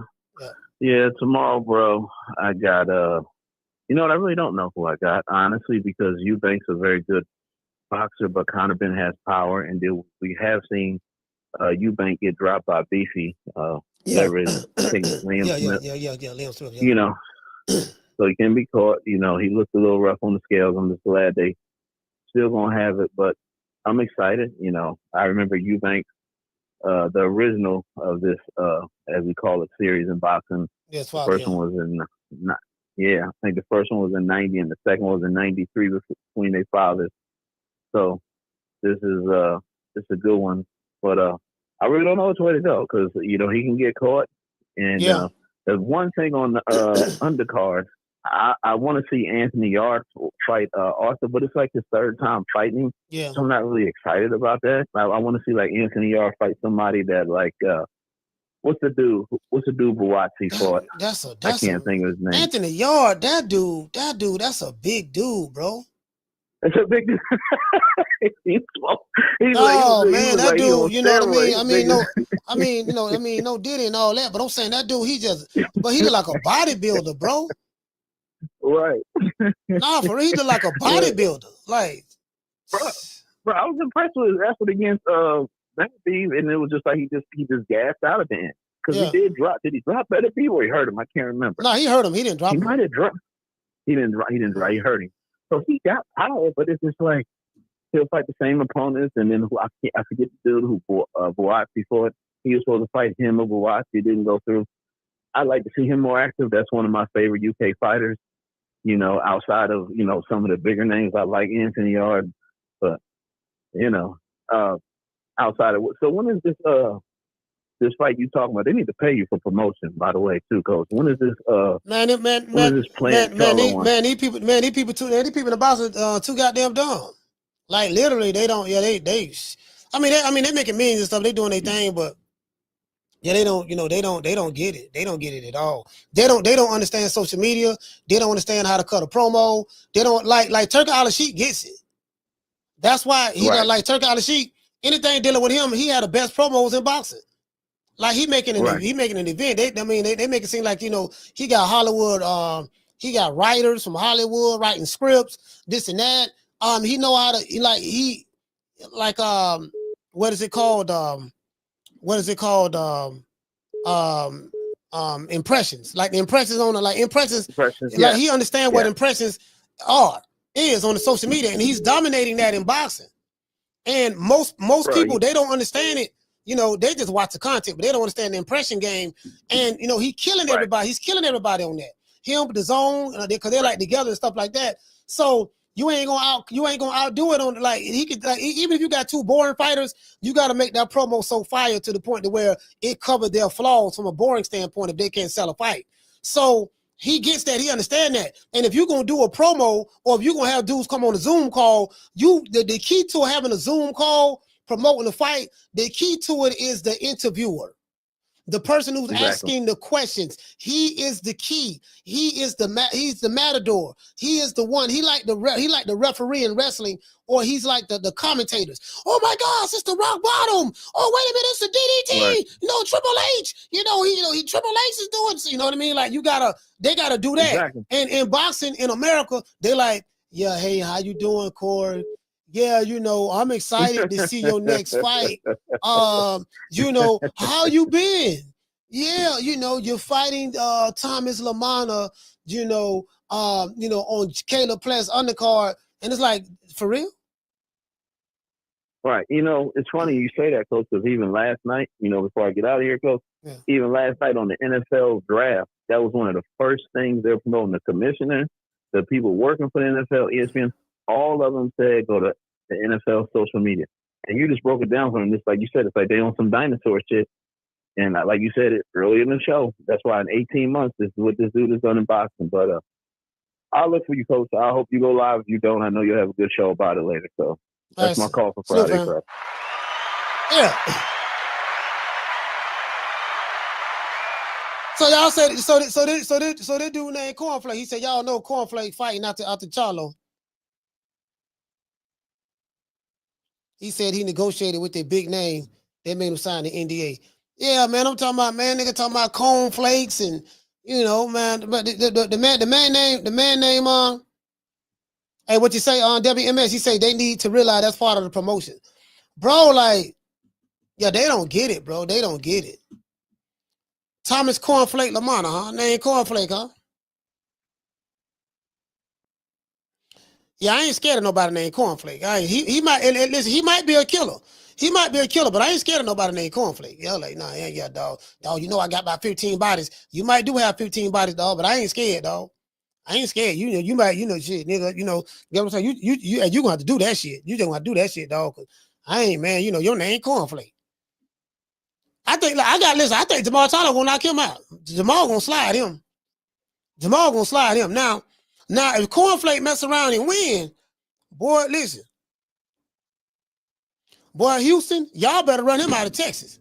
Say, you know what, dog? You can't come back to the state no more. Carla, what's the name you calling from? Hey, Mo, what's the word with you? Hey, what's going on, Ron, boy? Talk to me. Man, you breaking code. You ain't trying to make American boxing great again. You ain't trying to make it great again, Slim. How? We all need to be rooting for Conor Benn. Conor Benn is Conor Benn, whether you like it or not, whether people want to believe it or not, the best thing for boxing is that Conor Benn win this fight. Conor Benn have the ability to create the next American pay-per-view star. Just imagine Ben beating Eubank, Conor Benn fighting Boots, Conor Benn fighting Ryan Garcia, Conor Benn fighting it because Conor Benn glow. You add a UK star like Conor Benn to the fold in between 147 and 154, man, you about to get major eyes everywhere. You dig what I'm telling you? Eubank ain't nothing but all Eubank do is cherry pick fights. He ain't never really won. He fought. He stepped up one time and he been cherry picking ever since. All he do is bring Bammers up. Or he try to be he try to weight bully everybody. And don't want to really fight for no real motherfucker. Conor Benn, Eubank has robbed us boxing fans of great fights. He robbed us of Charlo. He was supposed to fight Charlo. That fell through. He robbed us of Triple G. Yeah. That fell through. He robbed us of so many other fights, man. Don't make no motherfucking sense. I'm missing 2 other fights. It's 2 other fights he robbed us of. And I just can't think off the top of my head. But man, like I said, we need to get behind Conor Benn. I'm picking Conor Benn I'm sprinkling a lot of bread on Conor Benn by decision because that's plus 800, and then I'm betting the under. I think the under is 8.5 now. But we got to get behind Conor Benn to make American boxing great again. That's it. I'm telling you. Easy fights to make. Easy fights to make if Conor Benn win this fight. Eubank, not so much. Eubank just gonna sit back, chill, cherry pick.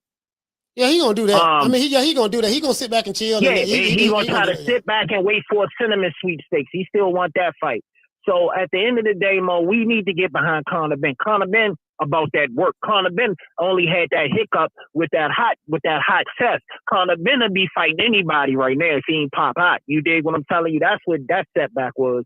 So Conor Benn fucked us up. But at the end of the day, and he's entertaining. So just imagine Conor Benn at 47, in between 47 and 54, fighting all the top guys. Because that's all he going to fight. Thanks a lot, boss. That's all he going to fight is the top guys. You dig, Slim? So we got to get behind Conor Benn, man. But this is a hell of a card. I fuck with the card hard. This is a really good card to me. Man, it's a good card. I ain't even going to lie to you. It's a good ass card. So it's for the undercard is for diehard boxing fans. I don't think a lot of jokers understand it, but we gotta get behind Conor Benn, Mo. That's all I got for you. And fuck drunk ass Jamal Charlo. That bama is an embarrassment, and it's sad. Yeah. I'm looking at Jamal Charlo, and I'm like, damn, bro, like. He drunk, he high, he something, he on prescription drugs, and I don't believe they rolled him out like this, and it don't make sense, man. This is an embarrassment, man. I'm embarrassed that I used to be a diehard Mo Charlo fan. This shit is sad. This shit is absolutely sad. And I know y'all think it's cute and funny and shit. Shit ain't really funny for real, in my opinion. It's not funny. It's not funny. The man look bad. He sound bad. I ain't gonna say he look bad. No. He don't look bad, but he sounds mentally, it sounds like he's just not there. He tried, and then he hit a switch to try to sell a fight. He was all laid back, didn't know, and all of a sudden he was like, well, I got to sell this fight. Oh, you want to be a black show? I'm like, where does all this shit come from? Yeah. He just hit a switch, man. Motherfuckers like that got mental parts. Something mentally ain't right with him. Whether it's his chick, whether it's the dope he was on, whether the liquor, all that shit combined ain't good for you, man. You have broad problems, alcohol problems, and substance abuse problems. Yeah. Man, hang it up. You ain't no good. You ain't no good. It is with it. And I don't, you know me. I don't have empathy for motherfuckers who fumble the bag. I let broke motherfuckers feel sorry for rich motherfuckers. I don't know how you fuck up this shit. I don't get it. So fuck them. But at the end of the day, I don't support no more Charlo because he out here looking bad, bro. You know, tough love, baby. Well, I'm out, Slim. That's all I got for you, though. Yeah, go ahead. What you got? No. What you think about the fight? Him and Cornflake.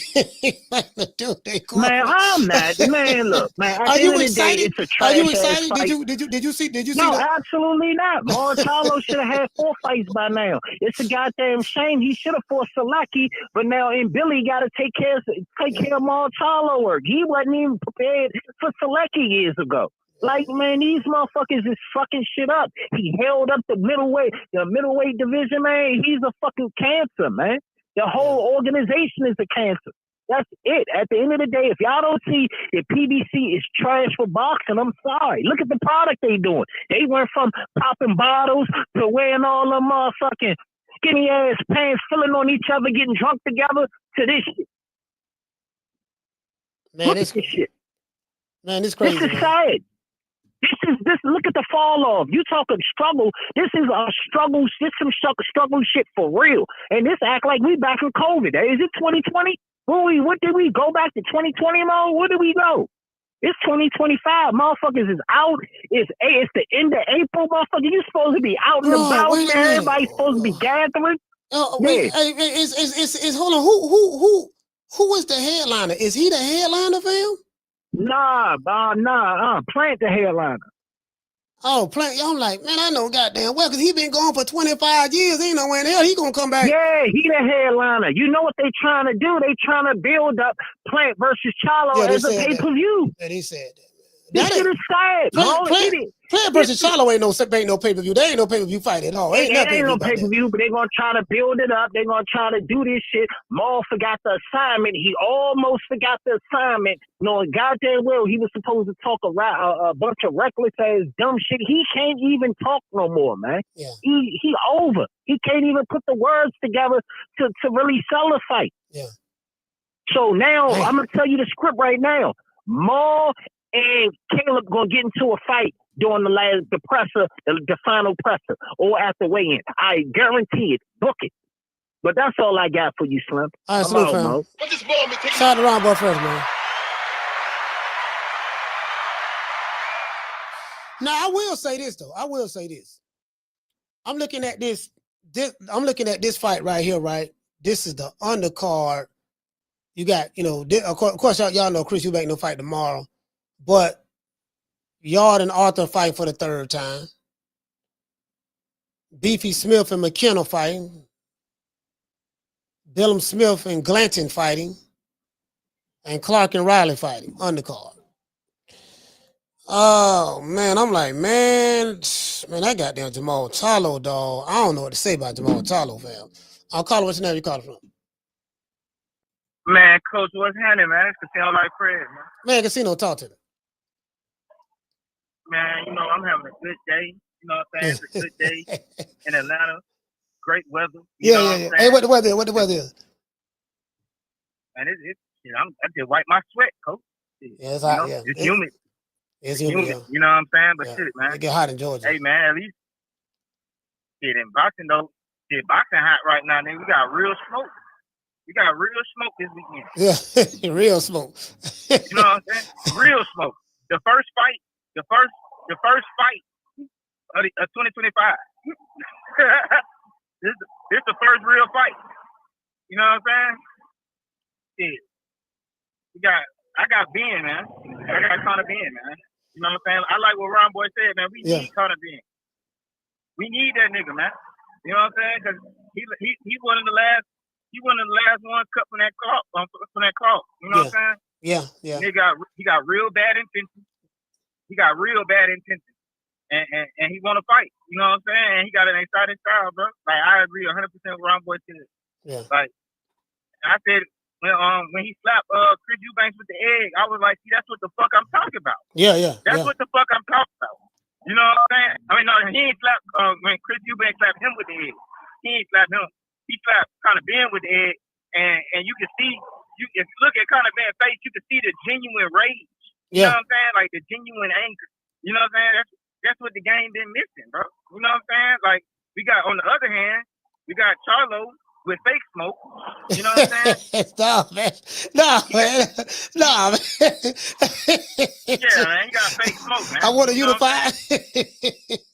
Man, he got fake smoke, selective smoke, all the wrong smoke. You know what I'm saying? Then, like what Ron Boy said, he snapped out of it and started snapping. He was snapping on the wrong white boy. He said, "You want to be black so bad, nigga? You thought you were talking to Caleb Plant, nigga? That nigga don't even seem like he want to be black. I don't even know what the fuck he was talking about. Nah. He was talking to the wrong white boy. Like, bro, that's what I was saying. Really, the one you supposed to have the smoke for. You know, you fighting on his undercard. Bro, he ain't right in the head because he was talking to him like he thought he was Caleb Plant. Like, what do you want to be black so bad got to do with that white boy? It's only one white boy that shit would have worked with, and that's Caleb Plant. Nigga, he ain't even the one you talking to. Nigga, you was tripping. That nigga was tripping. He tripping, bro. Like, it's something really wrong with Jamal Charlo, bro. And as far as his boxing career, bro, that nigga ain't need to be Jamal, Mr. Tune-Up Charlo, because that nigga always need a tune-up. Always. You know what I'm saying? He like a raggedy car. You know what I'm saying? This dude cornflakes. He like that raggedy car sitting in the back of the yard, and you just go crank it up, make sure it still works. You know what I'm saying? You gotta let it tune up. You gotta let it warm up. That shit, you be turning the key. That bitch struggling to turn on. That's this nigga, man. I'm sick of this nigga, man. Then they ain't get a nigga no budget. This nigga having a press conference on FaceTime. No budget. Nigga got a press conference on FaceTime. You know what I'm saying? I ain't got no budget. Hey. On the other hand, hey, Casino, you know the crazy part about it, dog. You know, cause a lot of people looked at it like, man, Devin Haney, he fighting Ryan Garcia. He fighting on Ryan Garcia undercard. That's kind of like people look at that as a slap in the face, right? And I totally get that. I agree with that. But bro, how you Jamal Charlo fighting on the undercard of the dude that slapped you? Yeah, that's bad. But see, the thing about it is, man, Jamal so out of it, he don't even know. He don't even know he going out bad. Like he's not here, bro. Like he's here, but he ain't here. You know what I mean? Like I don't know where he at, but he ain't here, bro. Like same way he don't know he going out bad by being on the nigga undercard. He didn't even know he was going out bad when he got slapped. When he got slapped, he didn't even know what hit him. He didn't do shit. You know what I'm saying? Like he just lost, bro. Like I don't even, bro. They shouldn't allow this nigga to be boxing and shit, bro. They really playing with this man, like. But he probably needs the money. You know what I'm saying? Because the nigga, you know, he be lavish lifestyle. You feel me? Big mansion, Lamborghini. You feel me? Chain. Feel me? He probably needs the money, but I mean, he needs to hang it up, bro. I don't see nothing good coming from him, bro. Like, where the fuck is Jamel Charlo? Like, nigga. How the fuck Jamal Charlo come back before Jamel Charlo, bro? This shit don't even make no sense, bro. Like he probably calling them, begging them for the fight or some shit. I don't know what's going on, bro. Like this shit crazy. They keep trying to bring back Jamal, bro. This nigga done had like 5 comebacks. Yeah, pretty much. You know what I mean? Nigga had 5 comebacks, man. And then y'all press conference look like this, and then look at the Chris Eubank and Conor Benn press conference. Nigga, that shit look like big time boxing, nigga. Man. Shit look like big time boxing. Now they supposed to have a face-to-face, you know, press conference, you know, for Caleb Plant and Jamal Charlo and them, you know, he fighting on the key to co-main. But even bro, like it just look bad, dog. Like this, man, y'all could have done better than this. Man, you know the face-to-face gonna be at somebody high school gym. You already know. I mean, nigga, it ain't gonna be. I mean, or it's gonna be on outside at a park, at a public, a public park or some shit. You know what I mean? It ain't gonna be nothing nice. I mean, the PBC press conferences don't be nothing no more, bro. Like them shit, bro. The whole budget gone, bro. I don't know what they got going on, bro. They need to goddamn holler at Turkey or something, man. But I'm excited for the fight this weekend. Conor Benn. I'm not excited for Charlo at all. You know what I mean? And that's just what it is, man. But that's my call, coach. All right, salute, fam. Damn, bro, like that's what I'm saying. Like I be looking at, hey, shout out to Foodie. Foodie, what's going on, Foodie? Hey, Foodie, I be looking at these promos from Riyadh season and stuff like that, and then. I'm sorry. 160 is my weight division. I want to unify. I want to get Golovkin in the ring. I want to bring him to Houston. You know what I'm saying? I want to get Canelo out here to Houston. If they really to come down to 160, this is my weight division. And the co-main event undefeated 2 division champion Jamal Charlo will step back into the ring to face the upset-minded veteran Thomas Cornflake Lamana and a 10-round super middleweight showdown. Do you know how comical this sounds? I want y'all to hear this again. In the co-main event of the dude that slapped the taste out of your mouth. Like, bro, let me tell you something. You got to know how to spice this shit up. One thing I know how to do is spice some shit up. You got to know how to spice this shit up. This is how you write this shit. In the co-main event of the guy who slapped the taste out of his mouth, undefeated 2 division world champion Jamal, I refuse to call him the Hitman Charlo, will step back into the ring, for another tune-up, fresh out of rehab, to face the upset-minded veteran Thomas Cornflake Lamana. Bro, this is so insulting to Cornflake. He step back into the ring of the upset-minded veteran Thomas Cornflake Lamana. This don't even sound convincing, dog. Like, come on, fam. My nigga. True. Does this sound convincing to you? Hey, Foodie, does this sound convincing to you? The upset-minded veteran Thomas Cornflake Lamana.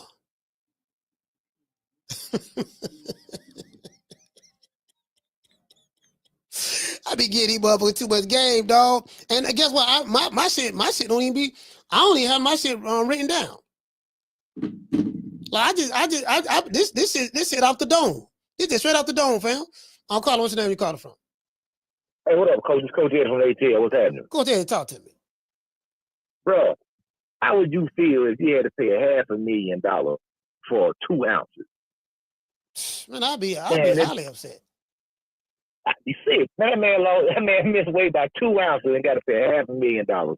What kind of contract did they negotiate? I mean, God dang, bro, that's pretty still right there. I'd be very, very upset, man. I'm looking forward to that fight. I ain't even gonna front, man. That fight right there, that gives me something to look forward to. Yeah, me too. Yeah. Gonna front. This Charlo situation, I'm gonna tell you what, Charlo's supposed to be fighting Demetrius Andrade, man. They been talking about fighting for 14 years. That was in the fight. But Charlo wasn't ready because he was in rehab. But now he's gonna fight the dude Cornflake. That's a bad look. He would have been better off fighting Andrade because he messed around and lose the Cornflake. It's over with, man. He might well kiss the baby. At least he would have lost to Andrade. You might have had a leg to stand on. You know what I'm saying, bro? You cannot lose the Cornflake. A dude named Cornflake, Kellogg's Cornflake. You cannot lose to this guy, man. And then Caleb Plant, I'm upset with him because he's talking trash. This dude don't even know what he's saying, man. I said, that man sitting there looking with a blank look on his face, and and Caleb talking crazy to the man. The man don't even understand what you're saying, man. The whole thing is whack, bro. Oh no. When Caleb was talking, the other dude, Caleb was arguing with somebody. That was the dude Cornflake. His face wasn't shown in the video though. That was Cornflake. Gotcha. Yeah, Caleb Plant opponent. Then you're right. He didn't say nothing. He was just sitting there. understood he ain't know what Kato was talking about. He was gonna knock him out, do X, Y, and Z, and dude just standing there with a blank look on his face. I said, man, this dude didn't even know Kato playing trash in him, man. I said, well, what kind of trash it is? The PBC has failed from grace, man. They really doing Zoom calls for press conferences, man. Damn, bro. Man, they don't fail off. All the way off. All the way off. But everybody want to fight. Now Edgar Berlanga, now all of a sudden he a hot commodity. Everybody want to fight Edgar. Pacheco, they mentioned all these fighters, but I don't know. I don't understand it, coach. Charlo feels like he drunk. I don't know what he doing. I think he gonna lose the. I ain't got no faith in the Charlo brother. I ain't gonna lie. Yeah, I think Cornflake might beat him, coach. Nah, he ain't losing the Cornflake. He ain't gonna lose the Cornflake. I mean, listen, they picked Cornflake for a reason. He ain't losing the Cornflake. Yeah, I don't know. It might be a cherry pick gone wrong.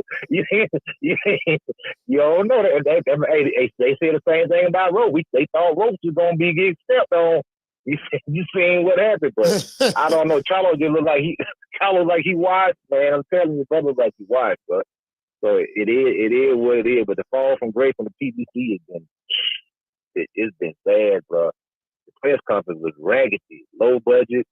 Raggedy look like a goddamn VHS tape, man. Bro, this shit look like a damn. He said VHS tape. Look like they did that press conference, man, on the 8-track or something, man. Like, bro, like this, my nigga, like y'all can do better than this. Look like they was on an 8-track, like a doggone, like you say, old school VHS, Betamax. Come on, fam. In 2025, like, bro, I remember the PBC, like, was the place to be. They had Dr. Dre, Death Row, they had Dr. Dre, Snoop Dogg, Tupac, the Dog Pound, Daz, Corrupt, Lady of Rage, Danny Boy. You get what I'm saying? What's her name? Everybody. What's her name? She passed away. Jewels, like, fam. Now, you know what I mean? Now is this? It's issues bad. Charlo should have asked for playing right off the ripple, man. That should have been the first fight back, man. Because like at the end of the day, when you fighting these guys, these no-name guys, you mess around and slip up, man. It's a wrap. You cannot lose the Cornflake. You cannot look bad against Cornflake. If this dude has any success against Jamal Charlo, it's over with. He got to cook this guy. He got to. But hey, that's my call, coach. All right, salute for him.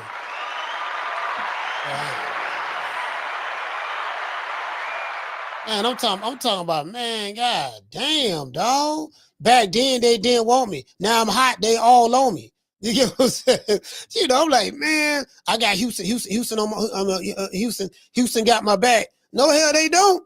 Ain't nobody in Houston talking about no damn Jamal Charlo. Man, look here, man. You need listen, bro. When you gonna get some get back, dog? Listen. I'm gonna tell you something. If it was my city, I'm telling y'all how we roll. If it was my city, nah, dog. Look here, man. You got to get some get back, dog. You got to get some get back, fam. You can't be. You get what I'm saying? All that running all up over here. Anyway, man. Shout out. Listen, man. Another thing too, right? So we gonna see what's up, man. I don't know if I'm going live for that fight tomorrow, Chris Eubank. I probably just want to watch it and just enjoy myself and watch it. I watch it on my phone because I know I'm more than likely I'm gonna be out and about. You get what I'm saying? So, yeah, that's probably what I'm gonna be doing. I'm gonna be out and about. So yeah, I got shit to do tomorrow. If it was at night, that'd be something different. But during the daytime, 5 o'clock, I got shit. I know I ain't gonna be here. So, I don't know, man. I don't know. I'm kind of, I like both guys. I like Chris Eubank and I like Conor Benn. I like Chris a little bit better, so a little bit more. So I don't know. It's a 50-50 fight. I mean, I wouldn't be surprised who win this fight. I don't have a dog in the race, so may the best man win. It is what it is. What did he say? Bruce Gass say Charlo hasn't had a knockout since 2019. Hey, look here, man. There's a whole lot going on. I sit back and what I did yesterday, I think I was watching the NFL draft yesterday too. I watched that yesterday as well. That was, the NFL draft was good. I'm gonna start by watching football this year. So enough is. Carter, what's your name? You calling from? Rod, Texas. Rod, talk to me. Hey man, Charlo. man. So, I'm going to give Al Heyman a little bit of credit here. And it's only the kind of credit that benefits, like, direct people, not the fans, not the sport. But Al Heyman has a handful of fighters that if they were loyal to him from the beginning and they never switched up. So if you're loyal to Al, he's going to take care of you. And he's taking care of these guys. He's taking care of Mario Barrios. He's taking care of the Charlos. He's tried to take care of Spence. I mean, I give that to him. Danny Garcia. Like, how did he take? I don't know. How did he take care of them? Because they got 9 lives. I mean, you would think they'd drop him off by now. You know what I mean? And look at Barrios. There's a rumor Barrios is gonna fight Pacquiao next. Barrios made $3 million in Tyson undercard, and dude's like, he's not an elite fighter, but dude's making elite money. Yeah. And with Ben, like, and I'll give that to him, but it's bad for the sport because they keep him away from other fighters. But like when it comes to just those, it's just like a handful of guys. It's like 8 guys that he takes care of, like, in that way. So, yeah. I mean, it's just a fall from grace. Like the last caller said, though, like the Charlos, I'm down here in Texas, so I've been around them. I know people that were raised with them throughout the amateur system. And he's like the same thing as Spence, man. They're a bunch of party boys. Man, I know girls that were like, I know groupies that were, in that circle, but like they're party boys. They've always been party boys, and they got that money. They got caught up in the lifestyle, and that's what it is. So they're going to try to make a comeback run. It's not going to work because, as you see with the sport of boxing, you got to live that lifestyle. It's like Bud, like Canelo, like those guys that they live the Buddhist lifestyle. If you don't, it's going to catch up to you. They might catch up to this weekend. They're going to win, but they're going to look like shit. So that's the only thing. But yeah, crazy, man. Like, as we're going to see the Conor Benn, I just want to say that's going to show that those guys are real stars if you think about it. Like, compared to these guys who think they're stars, like, they could walk around the mall and nobody would know them. Conor Benn and Eubank, man, these guys are D-level fighters. They're putting on, like, they're going to put on a huge show. You said they D-level fighters? Yeah. Conor Benn, I never liked Eubank at all. You know what I mean? But that just shows the British fans they come through, man. Britain, they love their boxing. So, good for them, good for their fighters. You know what I mean? They're going to have a big show. So, I'm going to have fun watching it. I hope it's not a mismatch like it was. Hopefully the catch weight kind of evens things out. But, no, that's all I say, man. But Charlo's, man, tough time. Hope they didn't spend all their money. All right. Shout out to Rod. Bro, like, fam, I mean, the British boxing fans they just a different breed. Like, America don't have boxing fans. I've been telling y'all this for a little bit now. Unlike America, with us, it's about the drama. It's about everything other than boxing. We want to argue about boxing, but we don't want to see the top guys fighting each other. You get what I'm saying? So, the culture of boxing is totally different than it is America. There is no boxing culture in America. The boxing culture is dead. We have no boxing culture. You get what I'm saying? We had a boxing culture in the 90s, the 2000s. Like, the boxing culture died. To be honest with you, fam, bro, it kind of seemed like, now that I think about it, ever since Floyd Mayweather, now Wilder did his thing and tried to bring back the heavyweight division. Wilder did that now. Listen, you can say what you want to say about Deontay Wilder, but he did bring back the heavyweight division. The heavyweight division looked kind of dead. Anthony Johnson was doing his thing a little bit over there in the UK, but I'm just saying for the most part, Deontay Wilder brought that spark. He was loud. He was rambunctious. He talked a lot of, he's very animated, this and that. To this day. You get what I'm saying? Like, he did that. And then, knocking everybody out until he fought, and then, till he fought a superior fighter. Then after he fought a more superior fighter, it kind of like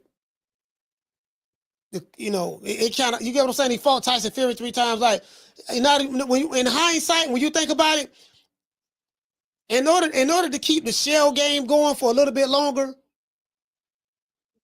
now that I think, and 2020, and now I see Al Heyman was right. And let me tell you what he was right at. Al Heyman was right.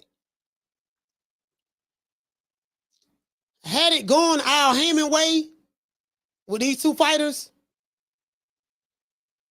it would have been bad for us fans because we wouldn't have seen what we wanted to see from to a certain degree. But had Deontay Wilder and Errol Spence stuck to Al Heyman's plan, they could have kept the Ponzi scheme going for a little bit more.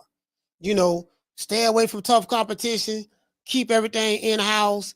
We're gonna get you some good setup fights. There were fights gonna be tailor-made to you. Okay, we're gonna cash you out with Canelo Spence. We're gonna cash you out with him. Stay away from Bud. Wilder, you fought Tyson Fury to a draw the first fight. Let that go. We can take that, use that as a more victory, and go on and continue to pad the record a little bit more. You get what I'm saying? Like we could have, but those 2 fighters right there, they kind of, Wilder was obsessed with fighting Tyson Fury for the second time, even though there wasn't a contract to fight each other in the rematch, but because the first fight ended in a draw. So that made the rematch null and void. So he chased that down. We saw that happen. Then he had to fight him again because there was a rematch clause to try to redeem himself. We saw that happen. So that kind of like killed him. Then when he came back, he fought Robert Helenius, but then he got beat down again by Joseph Parker, and then knocked out by Zaylee Zane. So that destroyed him. And then Spence, he ain't been back since Crawford. I mean, Crawford beat him so bad. Like Crawford beat him worse than he beat any fighter throughout his career. Think about that. They say Crawford ain't fought nobody, fine. He ain't fought nobody. But he beat the somebody fighter worse than he did the nobody fighters, quote unquote. And I say that facetiously. He beat this nigga worse than he beat anybody on his entire resume. So that kind of, and then Agent Broner, he fell off the rocker. Agent Broner fell off the rocker. And then Tank, like, I learned my lesson. I saw what happened to Broner. I saw what happened to Bud. I saw what happened to doggone Deontay Wilder. That ain't gonna happen with me. I'm gonna stick to the script. You know what I mean? So, Carter, what's your name? You calling from? Yo, what's good, coach? It's No Cap Entertainment for the UK. You good? Yeah, No Cap. Talk to me, fam. Yeah, what's going on, coach? Yo, so first of all, so that you figured it all out, coach. You should have just listened to Al Heyman, coach. Yeah. Sometimes you need to listen to the selective smoke. Yeah. You know what I'm saying? They could have kept the Ponzi scheme going on for a bit longer. Yeah. And coach, what kind of nicknames? Cornflake, coach. Honestly, what kind of? Are you talking about Cornflake? I ain't scared of no one called Cornflake. Yeah. Jamal Charlo gonna beat that dude. I just, bro. If Cornflake beat Jamal Charlo, bro, I would be shocked. I would really. That's when I would really know. I'd be like, damn, dog, you really fell off. You lost to Cornflake. Oh God, bro! I'll be like, man, it's over. Listen, Houston they really gonna disown him. They gonna be like, yeah, dog, it's over with, dog. Go back to Lafayette, bro. Go back to Lafayette, Louisiana. For real. And you know what? They put him, look, coach. They literally put him in the ring with a cornflake. You know what I mean? The guy was scared of Jamal Charlo over the Zoom call. You know what I'm saying? And the guy Jamal Charlo was like he was drunk. So man, this man fighting a bowl of cornflakes, dog. This man don't fight a bowl of cornflakes. He went life and death. This man went 12 rounds with a bowl of cornflakes, fam. Man, I'm talking about, bro, you were better off fighting Fruity Pebbles. Man, listen, I had a fight with Fruity Pebbles last week. Then the week before that, I fought Raisin Bran. Then the week before that, I fought 2 bowls of Fruit Loops. Then the week before that, I fought some Cocoa Puffs. Then the week before that, I fought some Rice Krispies. Now this week, I'm fighting cornflakes. I'm like, man, come on, fam. Bro, you can't make this shit up. It's bad. It's bad, bro. It's bad. It's bad. Yeah. Honestly, coach. Yeah. Coach, I fell off my sofa when that nickname got caught. I thought the chat was taking a piss at first. I thought the chat was taking a piss. Anyway, I just want to quickly respond to something as well, coach, yeah? With this Chris Eubank, Conor Benn fight. Huge fight. Can't wait for the fight tomorrow. Yeah. The build-up's been great.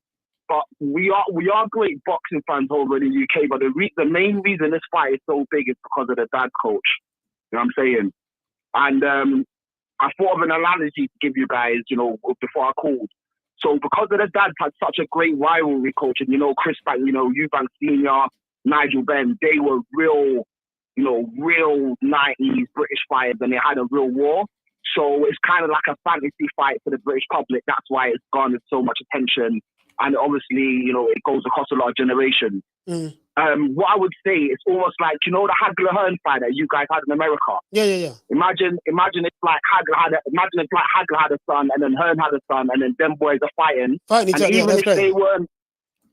Even if they weren't the same level as their dads, it's still going to be a big fight just because of how big the fight was between their dads. The backstory. You talking about you talking about the backstory. The backstory is so big, and then the thing is I'm listening, but I like what Conor. I like what Chris did to sell. Like he sold that fight, bro. Fam, he just. Hey, let me ask you this: what is the perception of Chris Eubanks over there in the UK?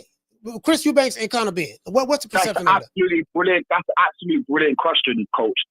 So really, I'll put it to you like this. On their best day, usually they would be the villain. So let's say if it's like Chris Eubank against any other fighter, like a Liam Billen Smith, they would generally always play the villain. So whether, Conor Benn against someone else, Chris Eubank against someone else. Now, what it was that Conor Benn kind of was a bit of the golden child, but then obviously we all know 2.5 years ago when you got caught with when you got the ban subsidy system, you know what the boxing public's like, especially when it's a European thing. Basically, I'd say about 60, 70%, 80% of his fans turned against him, if that makes sense. Yeah, I got it. So it's kind of like they're both villains. Obviously, when Chris Eubank slapped Conor Benn across the face with an egg, believe you me, for the majority of the public that kind of think Conor Benn's a cheat. I don't actually think Conor Benn's a cheat. I don't think he purposely did it, to be fair, but I'm one of the few. There's a lot of people that ride it on Chris. Does that make sense, coach? It's a bit of a weird kind of mixture. It's a brilliant mixture where, it's fantastic. So there are a lot of Ben supporters out there. Like, I'm a Ben supporter. I think there's a lot of guys like me that have, seen Ben go through all the struggle that he's gone through over the last 2 years. He's literally, contemplated suicide. I really got a lot of time for the boy, and he's come through that. So I think there's still a lot of, tens of thousands of fans like me that are just happy to see him back on the big level. And it's, it's Chris Eubank. It's basically Ben Eubank 3, and we've got it with the Suns, and there's a rematch as well. So it's a huge fight. Last thing as well, coach, their boxing level isn't that high yet, to be honest. But I've got good hope for Conor Benn, especially if you hear what Ben Senior said about his sparring partners. Apparently he sparred William Skull, and he's been sparring really high-level world champions or ex-world champions. So I think Conor Benn could potentially go to a higher level than what Chris Eubank went to. All right, salute, fam. Shout out to Nate. Nate, salute you, fam. Yeah, man, I'm talking about, bro, again, bro, fam, that shit, right? Like, how do you look at the Chris Eubank and Conor Benn presser and all that stuff there, and then you see Jamal Charlo, Caleb Plant with a Zoom call press conference? It's bad, bro. Like, y'all don't understand the optics in that, especially when you knew once upon a time PBC was high on the hog. Hold on. Like, all Jamal Charlo and them, all them was Golden Boy fighters. I don't know if y'all know that. All them were Golden Boy fighters. AB, all them, right? Most of them. And I'm like, bro, like, they was high on the hog, bro. Wilder was a Golden Boy fighter. And to see this, Carla, what's your name? You calling from? Hi, this is Sheila from Houston. How you doing? Sheila from Houston. Talk to me. Yeah, Coach. I was looking at about this Conor Benn and Eubank Jr. fight. Mm-hmm. I had to go back to see what the big brawl was between the fathers. You know, I just got dug a little deeper because I wasn't really familiar. So I looked at both of their fathers' fights, 1 and 2, and then I looked at some of the documentary and stuff that, you know, it happened to Chris Eubank, stuff happened to Conor Benn, and I just think it'll be a good fight. Now, as far as that egg, I think Conor Benn went below the belt when he stood up there and told Eubank that his father didn't even like him. That was personal. They ain't had shit to do with it. And I didn't even know that, but I was okay with the egg in his face. That was okay with me. Now, I know that Conor is older and he did all this weight stuff and everybody seemed to be I'm talking about the other guy. You know, I'm sick and, you know, sticky. But, and don't put the music on me. I'm going to be through. I'm rocking with Eubank Jr. That's the bottom line. I'm rocking with him, and I'm hoping that his father does come to the fight. You know, I just hope he do, but, you know, it may not need to be, but I just wish that they could mend that just for this time because it seems so important. Now, as far as Charlo goes, he high. I mean, you know, he may be a mental whatever, but I do want him to beat this guy because I do want him and Caleb Plant to fight. Now, and I'm going to have to rock with Caleb Plant. Yeah, I know I'm from Houston. However, Charlo had no business putting his hand in that man's face, messing with his beard. He had no business. He was out of line. He was out of line for that. So whatever happened. But I really don't think Charlo could whoop Caleb Plant, and I want both of them to win their fights tomorrow so they can fight each other. And with that, hello, chat and everybody, and it was nice talking with you, Coach. All right, shout out to Miss Sheila, Houston, stand up. No, they not fighting tomorrow. They fighting on the 31st. I'm just saying, fam. Like, my bro, y'all don't understand. Hold on, let me show y'all. Some of y'all forgot. See, some of y'all forgot. See, this is what it is. Hold on. Let's go to YouTube. Bro, as I told y'all, 2 fighters went against the grain. Deontay Wilder and Errol Spence. Once that happened, the Ponzi scheme was over. Then Showtime folded. When Showtime folded, that was it. Carla, hold on. Because there's no more money now. Then they made this big announcement. Yeah, man, PBC over there with Amazon. They got that big Amazon deal. Well, they got Amazon. I'm trying to tell you. Come to find out, Amazon ain't giving them no money. No budget. You got a no budget deal, just straight distribution of your fights. Very similar to back in the day when you was an independent rapper and you dealt with the independent distribution company, independent like when I used to rap, I had a P&D deal. A P&D deal in music terms is pressing and distribution. And I had a P&D deal with the company that was in Norcross, Georgia, by the name of Southern Music Distribution. The owner name was Mike Walker. So what they do is they would distribute your music to any region that you want, like all of the mom and pop stores. They'll put it there.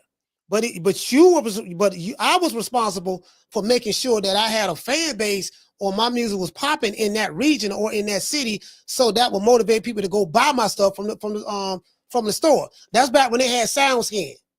Damn, dog, you sold 100 CD that week out of this store. You did, yeah, man. How many you sold at Sam Goody, man? He sold another 200 at Sam Goody. He did. What else he did? Man, he sold another 500 at the Virgin, at the Virgin Mega Store. For real? Yeah, man, you get what I'm saying? So that's how that was. Bro, they didn't give you the money. So when you putting out press conferences like this, it's telling. Carla, what's your name? You call it from? Jamie from New York. Jamie, talk to me. Oh, what's up, man? For me, Charlo don't look right. I don't know. He looks mentally ill to me. The way he's talking. To be honest with you, man, I don't like to see anybody get hurt in the ring. You know what I mean? I think that's going to happen to him sooner or later.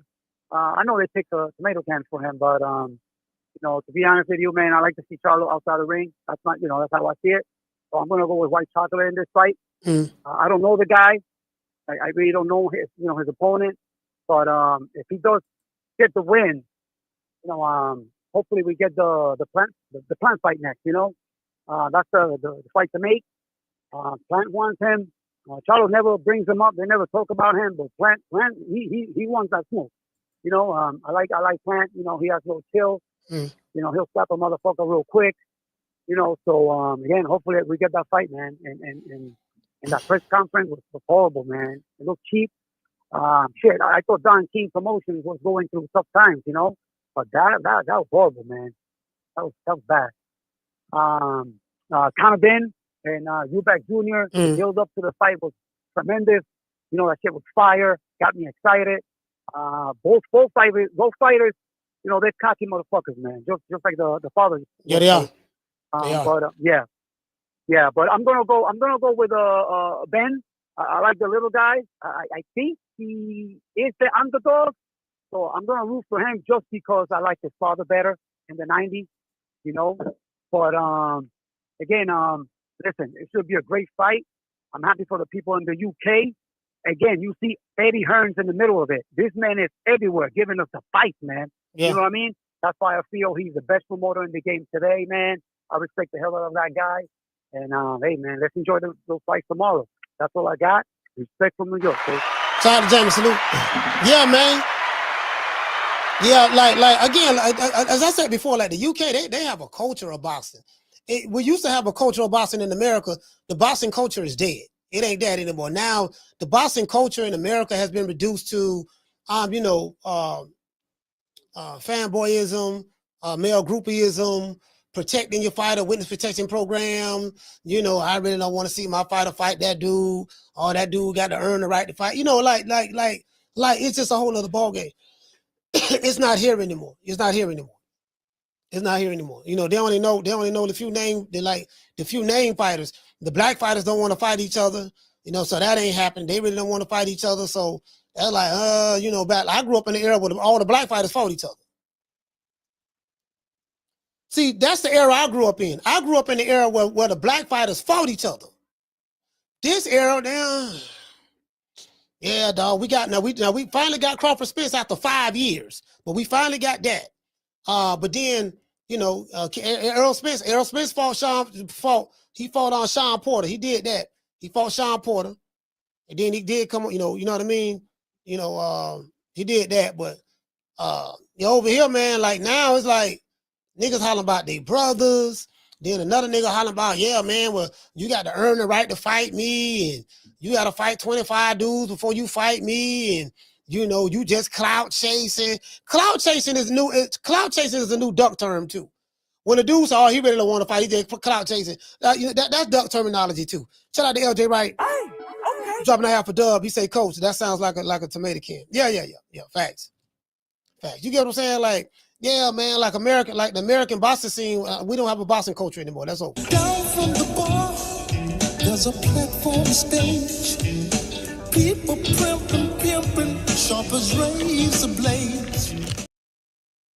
Listen, I'm expecting them to really throw some hands tomorrow. I'm expecting them to really throw some hands. We're gonna see how that work out. Again, I'm not emotionally attached to it, but I'm not emotionally attached to it, but it is what it is. He say, your browser lost connection to your audio. My browser lost connection to the audio. Great. That's great. Lost connection to the audio. Okay. How do I connect it back, sir? All right, it is what it is. Yeah, man. So I'm kind of like, man, it's just that, I think that stadium hold, how many people that stadium hold where they're fighting at tomorrow night? 65,000, 70,000, something like that? Like they selling out stadiums over there, bro. There ain't no American fighters selling out stadiums. They selling out. Hey, G5 say 65,000. Y'all give me an American fighter. Just pick one, any of them. Give me one that's selling out 65,000. And don't tell me nothing about, oh man, you know, because the cost of living is higher in the UK. And I think the pound or the euro or whatever is higher than the dollar. Oh, they getting in there for $20, the equivalent of $20. That's what it is. I'm like, motherfuckers always making excuses. I say, okay, all right, forget all that. Can your fighter sell out a stadium, fam? Forget all of that. They selling out stadiums. Can your fighter sell out a stadium?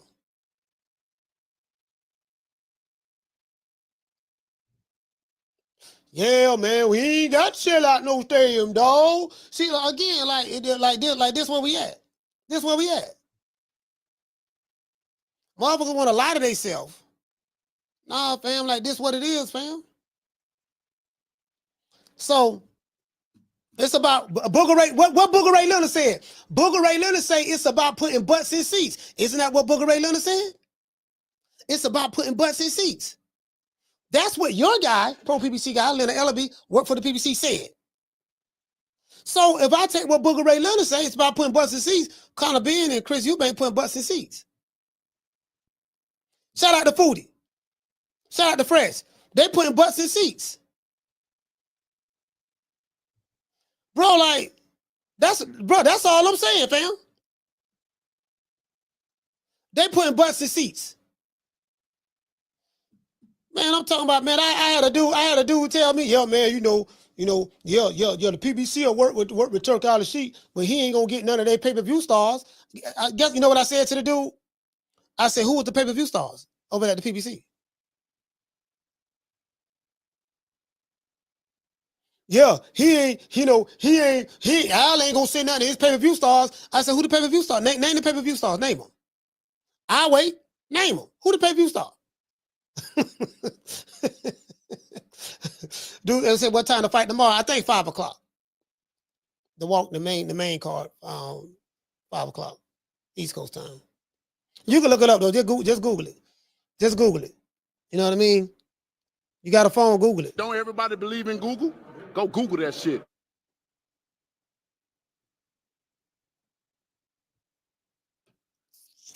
Hey, Herman Brooks say rubbish, coach. The cheapest tickets are 100. What is that? 100 pounds or euros? Which that's more than, I don't know what the equivalent of that would be in American dollars, but I know that's more 100 pounds or euros. I think 100 euros. That's worth more than American dollars. So that'll probably be like what, 125 American dollars, or I don't know, 150 American dollars, something like that. 115, something like that. $115, something like that. I don't know, something like that. Motherfucker fell off, dog. These dudes was so they were too busy drinking over here. Your favorite fighters were too busy drinking, partying, dancing with the boys. They don't fell off. So what happened was Wilder went down the Tyson Fury rabbit hole. We saw how that ended. Now he fighting the dude at the local YMCA, his next fight. Jamal Charlo, he went to rehab. He 32-0, but he ain't really fought nobody. He beat J-Rock. Now he fighting Cornflake. That's why I say I can't call this dude Jamal a hitman Charlo. How you a hitman, but you ain't got no names on your hit list? That's why I tell y'all. I said, look, fam, like, my nigga, you can't call these dudes the Four Kings. The Four Kings, the Four Kings had a hit list. Tommy the Hitman Hearn. Why do they look up the definition of what a hitman is? Matter of fact, let's do that. Let's go to Siri. Let's go to Siri. Let's go to Siri right quick. I'm just doing this. Don't everybody believe in Google? Don't everybody believe in Google? Go Google that shit.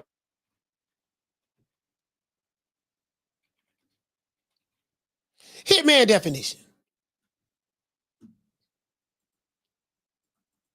This shit be sounding good, but I listen to language very well, and I ain't got but a GED. I don't have but a GED. But I have a master's degree in common sense. What's a hitman? A person who is paid to kill someone. This is Google. Especially for a criminal or political organization. That's the definition of a hitman. In boxing terms, when you call yourself the hitman, that means that you are a paid fighter. You're paid to take out your competition. Whoever the top guys is, you put their name on a list, you got to hit out on them, and your job is to knock them off in the ring. Not in real life, but in the ring. Okay, who you want to fight? Hold on. Tommy Hearns, who you want to fight? I want to fight Duran, Sugar Ray Leonard, Hagler, who else he say? Who else he want to fight? Dog. Okay, these are people I got on the list right here. I'm one of the four kings. One of the four kings. You get what I'm saying? All right. And then you got to hit out on it, right? So who you? Okay, well, we went at Sugar Ray. We lost to Sugar. All right, we went at Roberto Duran. We knocked him out. Scratch his name off the list. Okay, we finna go at Hagler. Fought him at 82, but I broke my hand twice, whatever. Then I fought him again in 85, and it was a war. I got knocked out. You know what I'm saying? Like you can't call yourself the hitman and you're fighting Jason Quigley's and going life and death with Suleikis. Now you fighting cornflakes. Now you don't been reduced to fighting bowls of cereal. All right, who you gonna fight? I'm finna fight cornflakes. Raisin Bran.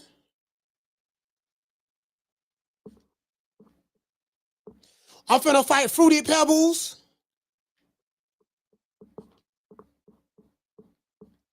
I'm finna fight Sugar Smacks.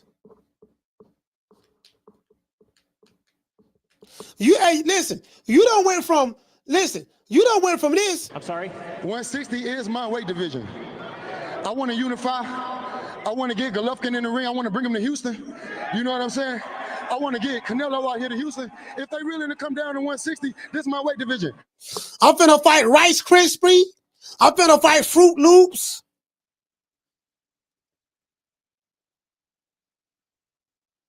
I'm finna fight doggone Captain Crunch.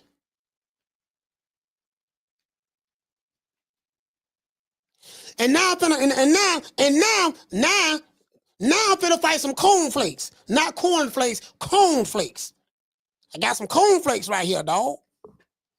God, but man, let me tell you something. Man, this man don't fell off. True.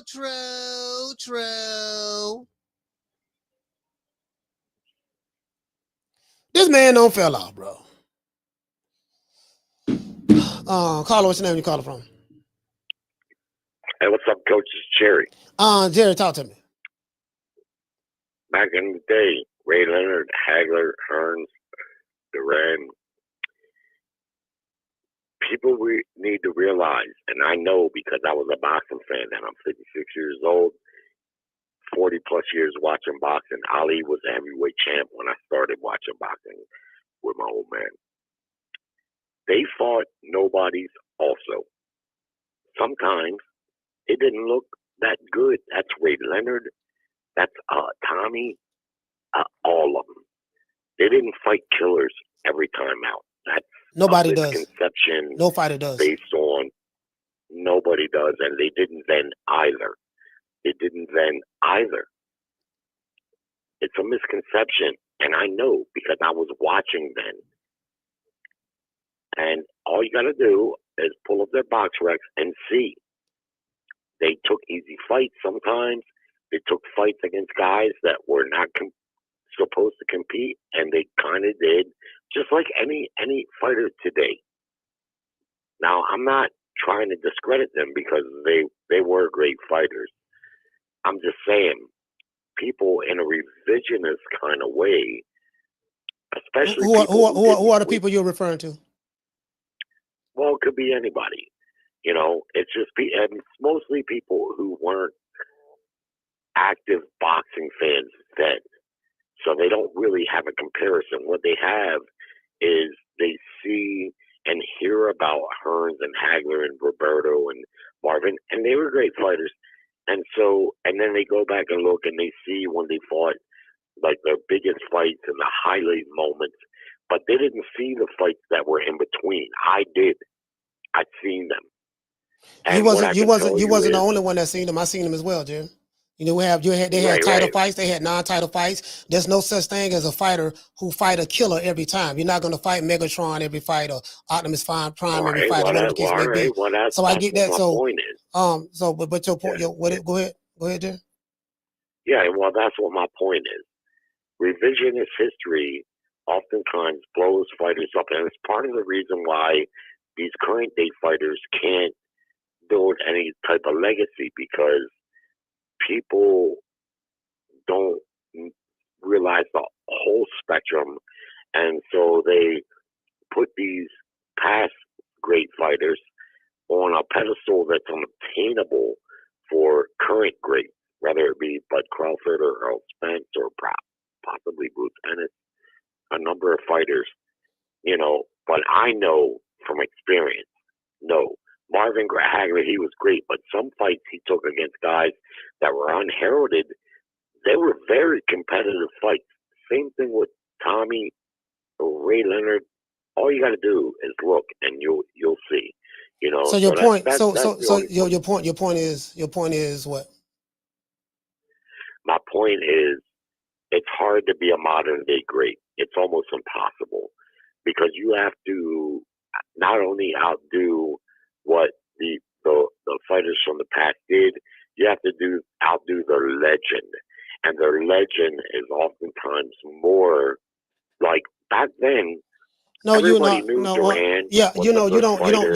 don't have to outdo the legends, because there's no comparison. The fighters are, arguably that the fighters are a lot tougher, meaner back then than they are now. You don't have to. You don't have to believe it. It's just a matter of opinion.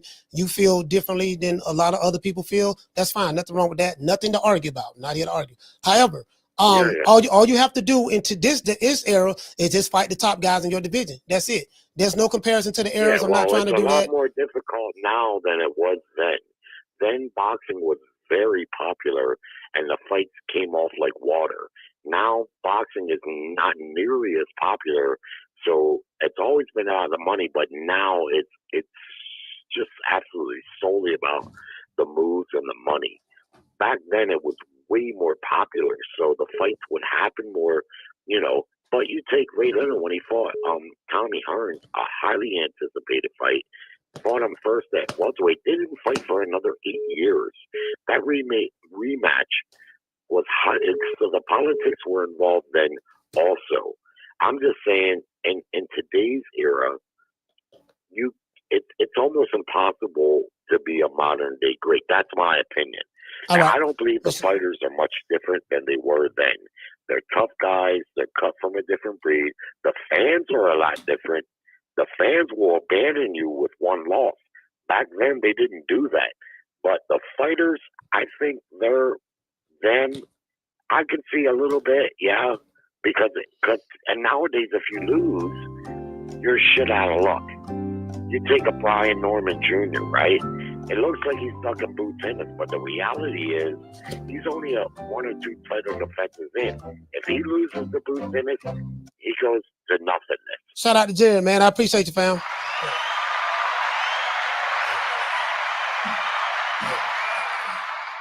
Anyway, back to what I was saying. So a hitman has a list.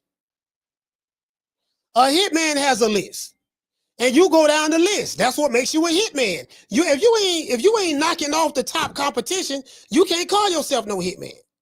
You get what I'm saying? I totally disagree with everything Jerry said, but that's neither here nor there. Some things I did agree with, but that's neither here nor there. I'm not here to talk about it. It is what it is. Carter, what's your name? Where you calling from? This is 913 Boxer from KC. What's up with you, coach? 913 Boston, talk to me. Hello? 913 Boston, talk to me.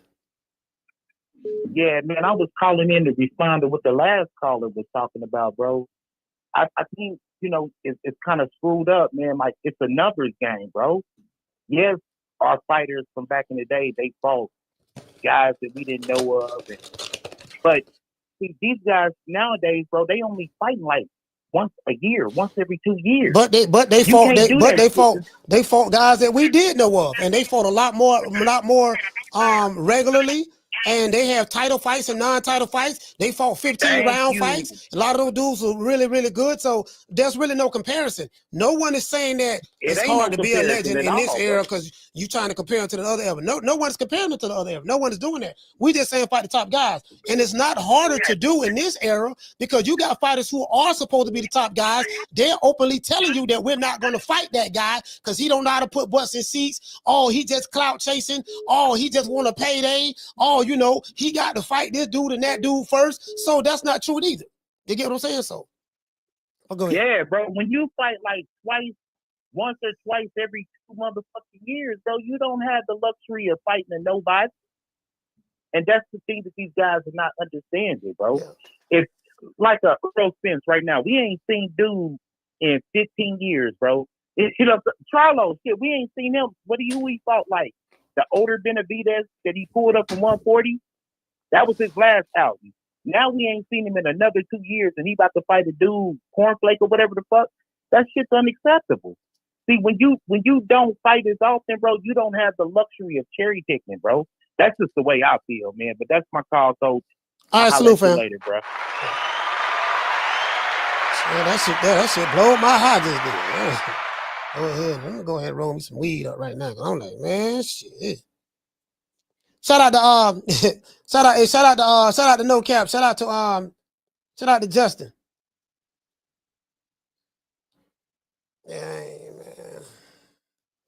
Yeah, man. It is what it is, man. I ain't anyways, hey, what to say? Cedric say Sugar Smash the number 3 contender. Yeah, man, nigga fighting cornflakes and all frosted flakes and fruity pebbles and all this stuff there. Hollering about, yeah, man, Houston. I'm gonna put Houston on my back. You ain't gonna put Houston on your back fighting no goddamn cornflakes. Matter of fact, you got a resume full of cornflakes. Let's talk about that. You 32-0, 33-0, and that, bro, man, shit, bro. Yeah, man, we agree. Yeah, you know what I mean. I agree, disagree on that. I ain't not finna be arguing with no nigga about saying some dumb shit. Not me. For what? That's your opinion. I totally disagree with 99.9% of some shit you just said. The 0.5% I agree with, but the rest of that stuff I totally disagree. It's not for argument or debate. We just agree to disagree. That's it. Coach Malachi don't do no arguing. Motherfucker, I had to, man. I'm like, man, let me go ahead and pull my cone out, man. This shit right here. That shit blow up my heart just then. If you smoke weed, you know what that means. Motherfucker don't blow up my heart, dog. I'm blowed right now. I'm blowed right now. Let me go ahead and put this shit in here, man. Every time I call this up the hit, man. Anyway, they selling out stadiums over there in the UK. They selling stadiums out. That's what they doing over there. You get what I'm saying? They selling stadiums out over there.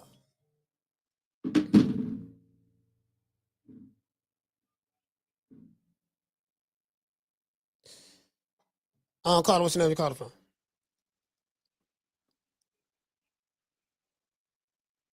Way off base. See, when you say things like that, you got to add context.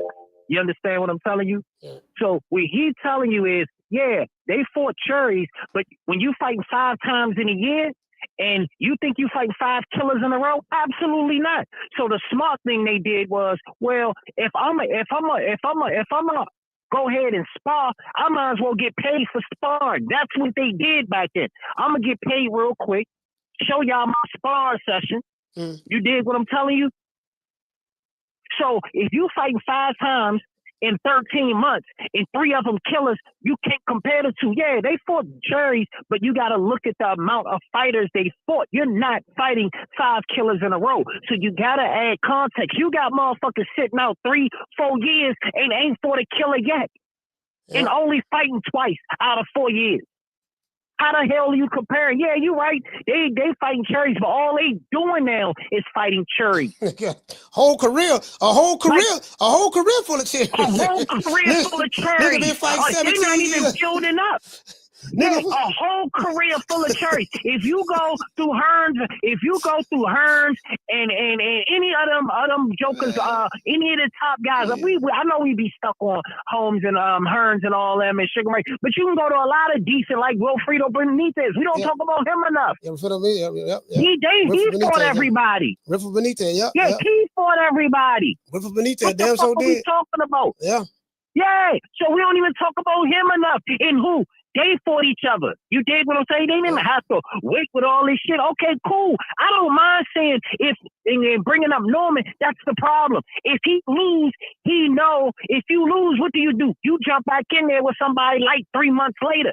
That's all you got to do. But man, motherfuckers is scared. Just all you got to do is jump back in there.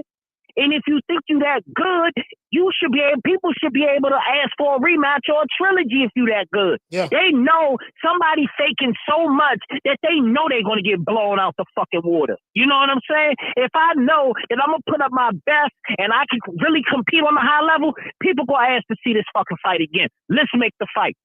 And I'm only 23. If I lose, so the fuck what? As a matter of fact, as a matter of fact, I mean, you ain't got to go back that far. Just look at recently, man, when Floyd Mayweather and Oscar De La Hoya in the 90s, in 2000s. Well, I know. I mean, I know that. I ain't want to. I know that. Like, we just look at Oscar resume. We can go down the list. We can just look at Oscar shit. Oscar ain't fight killer after killer after killer after killer. But at the end of the day, Oscar was fighting 5 and 6 times in fucking 14 months. Yeah, and man, and he fought some hell of a dudes. Listen, fought some killers in their prime.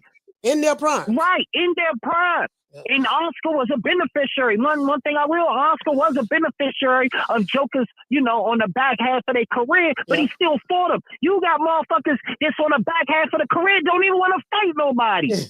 I'm like, you can't even get Keith to fight back. You can't even get Danny Garcia to fight Boots. You can't get Danny Garcia to fight no young motherfuckers. They want abundance of money just to get fucking cashed out. Yeah. Like, you can't even get these they want to defy what boxing is. The old lion always gonna have to fight the young lion. Yeah. That's how it goes. But they created a whole bunch of boxers that feel that they're on a level where they're so good that they don't have to fight none of the young lions. Fuck them young lions. I'm just gonna retire on my own. Nah, fuck that shit. That's why I don't fuck with these old ass motherfuckers, man. That's why I only fuck with young motherfuckers. Cause these new old motherfuckers are the worst things that happen, Mo. Yeah. I swear to God, Slim, but I'm out. And Jerry way off base. If he gonna say some shit like that and disrespect the Hearns and them, he better add context to that shit, and he know better. But that's all I get, Slim. All right, so that's all I got, Slim. Yeah, no, a lot of these again, man. Yeah, everybody's entitled to their opinion. It is what it is. But this what I'm not gonna do. Once I hear that dumb shit, I'm like, man, I'm like, because I know where it's going at. This what I'm not gonna do. You wanna argue? I can't argue with you. You mad? Look at you. You mad? I don't get paid to argue with you. Who is you? You ain't nobody. Yeah, man. So, anyways, Conor Benn, Chris Eubank. I'm not gonna lie, man. Like, I like both of these guys. I know Ron Butt say the young gun, and I do get what he's saying. If Conor Benn wins, that fight could probably take him some maybe to the next step, superstardom. I think if Conor Benn was to come back down to 147, which I think he will, and fight any of the American welterweights, even if it's Boots, they will have to come to the UK. They will have to come to the UK. You get what I'm saying? Because the UK is where the money is at. If let's say Conor Benn win tomorrow night, and then he come back. Let's say he win tomorrow night, and he come back, and he come back down to 147, and let's say he fight one of the top American fighters. You can pick any American fighter that Conor Benn can pick to fight, and if he come to America, that fight is not going to be as big as it will be in the UK, because the UK have really, really good, but they got real boxing fans. and they gonna pack the house. In America, the boxing coach is different, so they're not really gonna be knowing the kind of being like that or rocking with them like that. You know what I mean? You get what I'm saying? Like it's a total. It's like it's like day and night. It's like day and night. You get what I'm saying? Like literally. Listen, Conor Benn is the A side to any American fighter in America over there in the UK. Period. No matter how big you is over here in your city, and you can say, okay, well, America's a big country. Yet and still. It is a big country, but the box is supposed to be popping, right? It's not. It's popping over there in the UK. Like it's a cultural thing. It has nothing to do with, okay, it's a bigger country. Well, they had a bigger country back then. The same country, right? Or whatever, the population got bigger. But my point is, the culture is different. They have a real live boxing culture. You don't have a real live boxing culture here in America. So, you get what I'm saying? You don't have a real live boxing culture here in America. You just don't. Hey, shout out to Preacher Joe. And you can tell, just compare the 90s. Matter of fact, look at boxing from 1992. Oscar De La Hoya came in. We're gonna start right there. Oscar De La Hoya turned pro 1992 out of the Olympics, right? Go from 1992 to 2017. Go from 1992 to 2017. What is that? 25 years? From 92 to 2017, that's 25 years. Look at that 25-year period, and then look at from just compare it to now. Just compare it to now. I mean, we got pockets of stuff that's going down. Like, I told you guys I like Usyk. You get what I'm saying? So, but yeah, so I mean, just compare it to now. From a competition standpoint, from guys who willing to, you get what I'm saying? So now, as I said, now you got these guys, they forced to come together. But I like that, man. I like that electricity. I like that electricity that I saw. And then we see what's going on over here with Jamal Charlo. He fight cornflakes. And Caleb Plant, I don't know who the hell he fighting. You get what I'm saying? And that's supposed to be the build up to them doing probably later on a pay-per-view fight. Ain't nobody buying no pay-per-view between Jamal Charlo and Caleb Plant. I'm gonna tell you why. Jamal Charlo and Caleb Plant, they are not pay-per-view fighters. That's one. Two, ain't nobody buying no pay-per-views.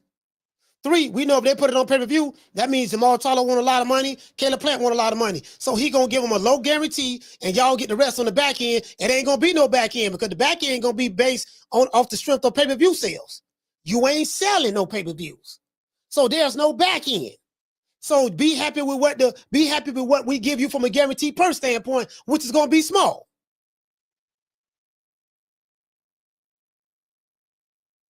Then the time to make that fight with Caleb Plant and Jamal Charlo, I still want to see that fight. Well, we supposed to be hearing about that fight around the time when the slap was fresh.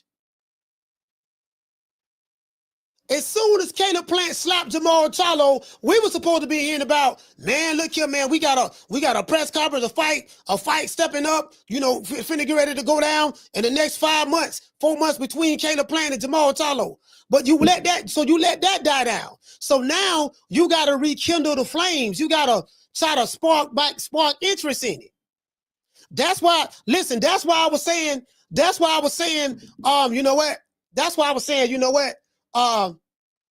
could have did a way better job in that press conference. Way better job. You got to do, he's speaking in like he got a baritone voice.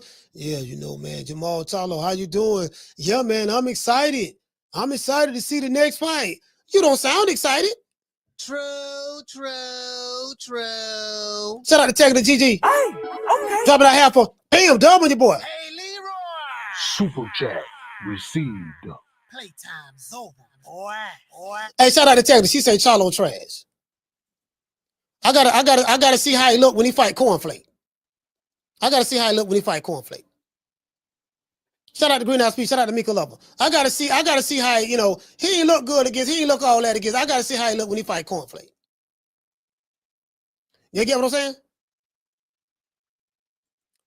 He got when he fight Cornflake, then we'll see if he trash or not or whatever. But but it's a done daughter. It's a done daughter. You get what I'm saying? Like, it is what it is. We the Charlo twins. We known for calling everybody out. Please call these people out. Listen, the whole world's looking at you. Call these people out, What's up? It's the Jamal the Hitman Charlo. Let's get it. Who want it? Name them names, man. They know who they is. Name them names, please. The names need to be named. They know who they is. The Mexican monster. Mexican monster. Hello. Man, I was sitting there. You know what, though? All jokes aside, just to pivot a little bit. I got a chance to watch the draft last night. Y'all know my favorite college team is University of Miami. The U. You get what I'm saying? I've been a U fan since the 80s. I mean when they had Machine Gun Kelly. That's how far I go back to UM. You get what I'm saying? They had Machine Gun Kelly, Jim Kelly. I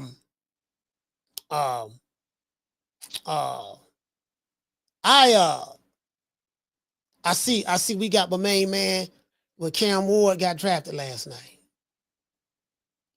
I was out, man. Fam. I was happy, man. I was happy. You get what I'm saying? I was happy. Hey, shout out to Fresh. Fresh, what's up? What'd he say? He said that nigga sounded lame. He ain't say no names. Yeah, man. Hey, what'd he say? Said it say Bernie Kosar. Yeah, big B had Bernie Kosar. Bernie Kosar. Hey, you know what? Hey, that's when the U was the U. What'd he say? He said everybody want to be like Floyd, but won't ask for help. That live with Dale Pops is classic. You need some help.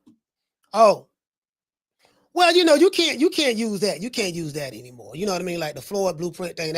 That worked for Floyd in his time at the right time. But now it's you know what? I'm gonna be honest with you, fam. Now it's a lot easier to build a brand now. Bro, check this out. It's a lot easier to build a brand in this era now. With the social media era, the way it's popping right now, it's a lot easier, bro. It's a lot easier for any fighter to build their own brand right now. Literally.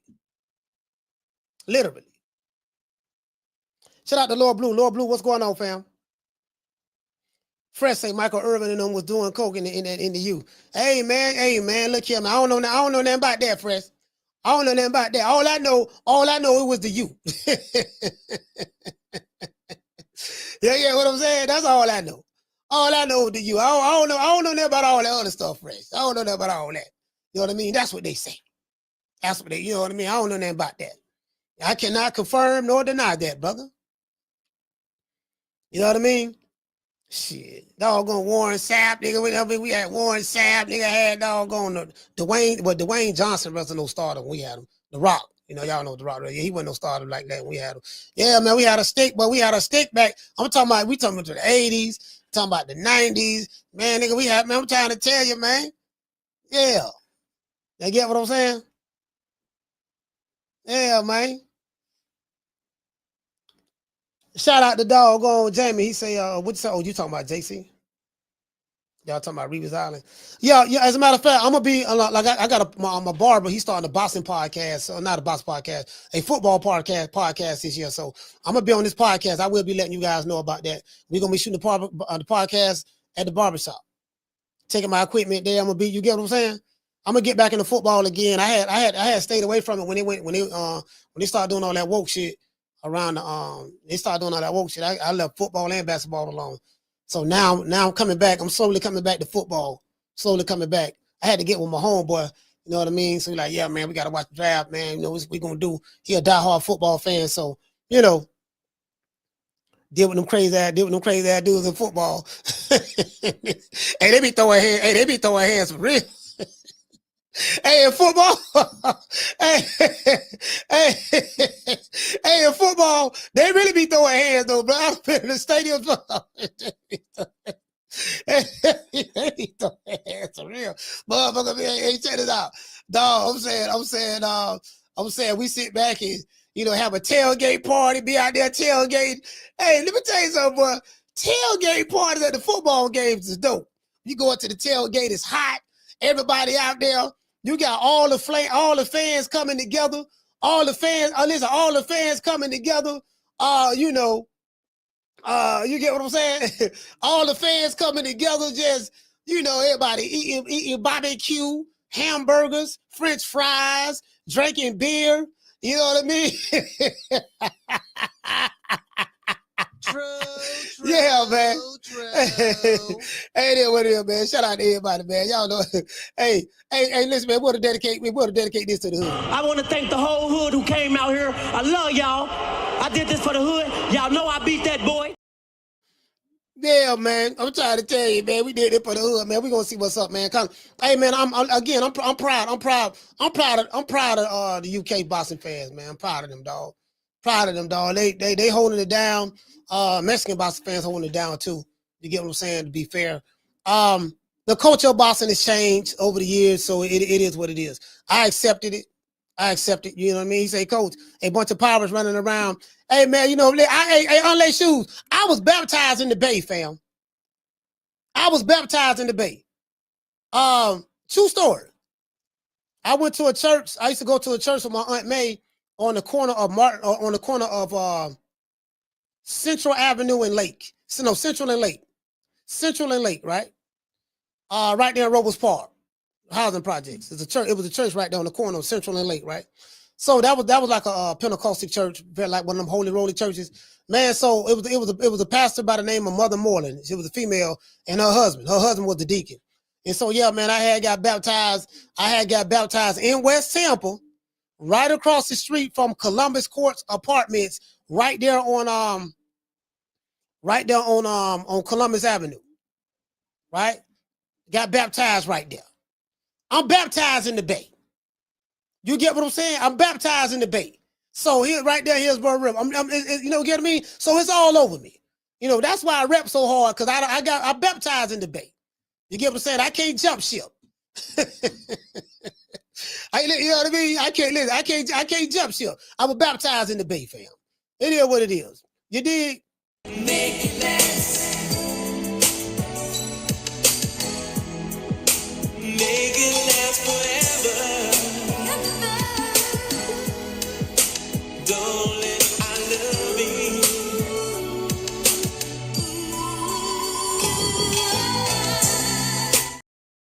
Y'all know what time it is. Nigga, when my name come up, respect it. Let's go. Stop playing with my fucking name. All three of y'all, stop playing with my name. I ain't gonna say it no more. Put some respect on my name. All praise is due to the Most High, the Most Exalted, the greatest human being on the planet Earth. And I say that sarcastically, Mr. Al Heyman. Well, I guess I gotta be like everybody else and sing Al Heyman. I can quit my job now, baby. 6 figures, baby. You feel me? But a name. Do you have a name? Oh, nah, I ain't got no name, Name them names, man. They know who they is. Name them names, please. Them names need to be named. They know who they is. The Mexican monster. Since today is Tenderoni Fridays, it's only right that I hook the ladies up like this. And by the way, ladies, and I'm telling you the God's honest truth. By the way, ladies, I'm telling you the God's honest truth. By the way, ladies, I'm telling you the God's honest truth. I had a dream, and spirit confirmed to me in the dream that I'm supposed to have 2 wives. And since it came to me in my dream, it is official and it is authentic. It was approved by the heavens. They will not be the same complexion, because I don't want to be accused of being a light-skinned supremacist or a dark-skinned supremacist. Hopefully tomorrow night between Chris Eubank, this fight right here. Let's do this right here. Between Chris Eubank, from Egg Slap to All Out War, hopefully this fight right here will end up like this. Oh, pussy ass nigga, what's going on, boy? I'm telling you, boy, I'm knock your fuck ass out, boy. Blow for blow, pound for pound, nigga. I got the title, nigga. I'm telling you, boy, for the knock one of you what kind of niggas out. Nigga, I got these hands, nigga. I'm throwing them paws at the nigga for the knock your ass down again, nigga. Get your ass back up, nigga. Don't run, nigga. Don't run, nigga. I'm telling you, boy. I want a hole of smoke, nigga. I'm throwing them paws, nigga. I'm putting them hands on you, nigga. I told you what I'm gonna do to you, nigga. Catch you with the check left hook, nigga. Check left hook, nigga. I told you, boy. Pound for pound, nigga. I'm the best. This more action than any Devin Haney fight. Put these paws on you, nigga. I told you, I got your back up, nigga. I got your back up. Nigga, watch that check left foot, knock your ass down again, nigga. I'm telling you, boy, it is what it is, nigga. I'm gonna make it do what it do. I'm telling you, boy, we ain't even playing over here, boy. No, sir, no, sir. Hopefully tomorrow night, that you know, that's what we're expecting right there. We're expecting that tomorrow night. Well, if it ain't Shuffle Along Mac and his old time donkey. Biggie Smalls. Your mama still working in them $10 houses? Well, if it ain't old time Mac, Kansas City Mac, and his old time donkeys, Biggie Smalls. Lord have mercy, Biggie Smalls. One of these days I'm gonna climb all over you. It take more guts than you got, Biggie. You got to bring ass to get ass. Now, Mac, I wouldn't like to see no violence. You ain't gonna have to. I'm gonna hit you so hard you won't see nothing, ever. Boy, that's my move there, boy. Let's do it again. That's my move right there, man. Hey, man, you know what, man? Shout out to yeah, shout out to the Snow Bunnies, man. See your eyes shine, she's my snow bunny, please. In the winter lights, so she's my sweet Dr. Free. Talk to my nose, this lover's got is so raw. Make you move, stepping out of control.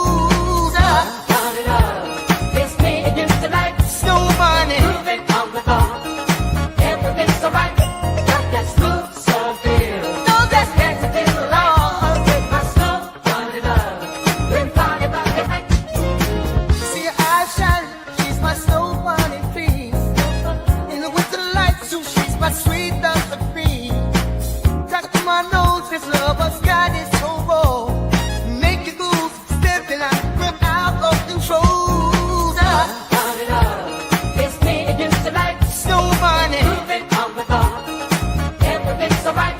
Got that smooth soul feel. No, that's negative law. With my snow, turn it up. Then party back the night. See your eyes shine. She's my snow bunny, please. In the winter light, so she's my sweet Dr. Free. My nose, this lover's got is so raw. Make you move, stepping out of control. Turn it up. It's me against the light. Snow bunny. Moving on the bar. Everything's so right. Got that smooth soul feel. No, that's negative law. With my snow, turn it up. Then party back the night. See your eyes. Hey, you know, I dedicate that song to Shannon Sharp. That song is dedicated to Shannon Sharp. I hope it work out for him. I really do hope it work out for him. You know, good thing is he ain't got no criminal charges. But boy, the civil suit, boy, Lord have mercy, she's trying to get it all. You know, I want to dedicate that song to Shannon Sharp, and we're gonna say a special prayer for him as well. And I want you to hold on to God's unchanging hand, because He helped Joshua fight the battle of Jericho. Yes, He helped Daniel get out the lion's den. He helped Gilligan get off the island. Lord. As my dog Booger Ray would say. Shout out to Booger Ray. Sunshine when tank's gone. I'll smack the shit out in front of everybody. Only dark times for you. I mean, just throw Haney's name in the hat. There is no fucking hat. Ain't no sunshine when tank's gone. I don't play them type of games. Leonard L.B. Why you always talking about me? Did you fucking learn your lesson from that? With AJ? Ain't no sunshine when tank's gone. I'll knock that motherfucker's hole out. Period. Only dark times for you. Ain't no hats to throw nothing in here. We're running a fucking business. Ain't no sunshine when tank's gone. You fucking idiot. Leonard L.B. Why you always talking about? Let's give a shout out to everybody, man. Y'all know what it is. Roll call. Let's give a shout out to everybody. Let's see who we got. Shout out to Trey Son. Sheila. Polo. Shout out to Polo Buck. JC in the building. Let's give a shout out to all of the members and the cash and the super chatters. Shout out to Tango the GG. Polo Buck. Shout out to True Media Podcast for gifting 5 memberships. LJ Wright. Candy Slim. Shout out to Gabriel. Real Dude Uprider. Salute, brother. Shout out to Jesus Garza. And my main man, Mr. Tomato Can. Let's get the super chatters a round of applause. Yeah, man. Yeah, I ain't gonna say it loud. I'm gonna enjoy that, man. Y'all enjoy yourself, man. Y'all make sure, man, y'all do that, man. Y'all enjoy yourself, man. Enjoy yourself. Ain't that's what Rick James, what Rick James told Tyler Murphy. He say when he told a girl, he say I'm Rick James, bitch. Enjoy yourself. You around Rick James, enjoy yourself. You should be happy just to be around me. Yeah, what I'm saying. Hey, bro, I ain't gonna say a lot to you, boy. I say, boy, I bet, boy, hanging out with Rick around that time, boy. I bet he was wild, boy. That was the cocaine, and that was they had that good coke back then, boy. Boy, they had that good coke back then. That good scuttle butter. They had some good scuttle butter back then, boy. Anyways, shout out to John, Miss Black Panther. Shout out to La Jessica. Tagger the GG. Shout out to Tila. The Nigerian Nightmare. G5 from the Bronx. Shout out to Superman. Jamie from New York. Let's see. Shout out to Kenneth. Who else we have in the building, man? The Nigerian Nightmare. School of X-Man. No Cap Entertainment. Shout out to JC. Shout out to Fresh. Hey, Fresh, what's going on, fam? Shout out to who else we have? Shout out to Bishop Bullwinkle. Let's see. Somebody say he said, why is FDMG Academy opening? He said, why is the FDMG Academy opening? Why is it opening? Oh, okay. All right. Shout out to Brandy. Shout out to who else we have? Tagger the GG. Shout out to shout out to Sheila from Houston. Miss Connie. It is what it is. Y'all know what time it TI is, man.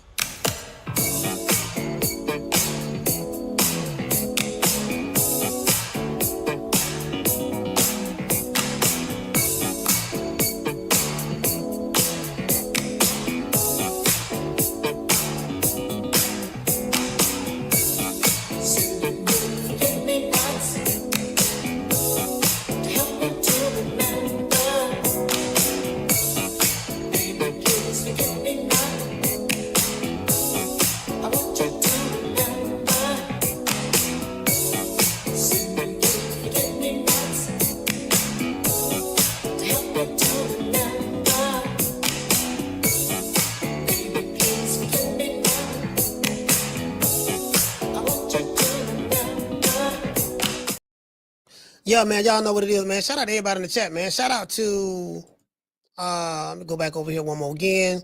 Shout out to the Cardenas, Preacher Joe,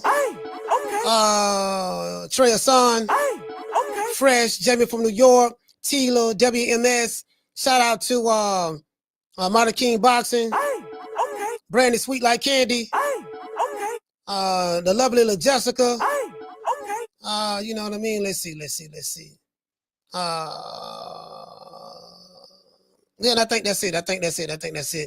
For the trolls who tried to troll, we stalled all out today. I didn't have it on subscriber mode today. So, you know, for the trolls who try to troll, y'all come back, do it again. Don't worry about it. We will block you. We will send you the ethos. Create another account. We know you will. You know my motto: don't meet me there, beat me there. Peace. I'm gonna holler at y'all, man. See you guys tomorrow. Man, I'm out of here, bro. Let's go. Man, I'm out of here, bro. Let's go.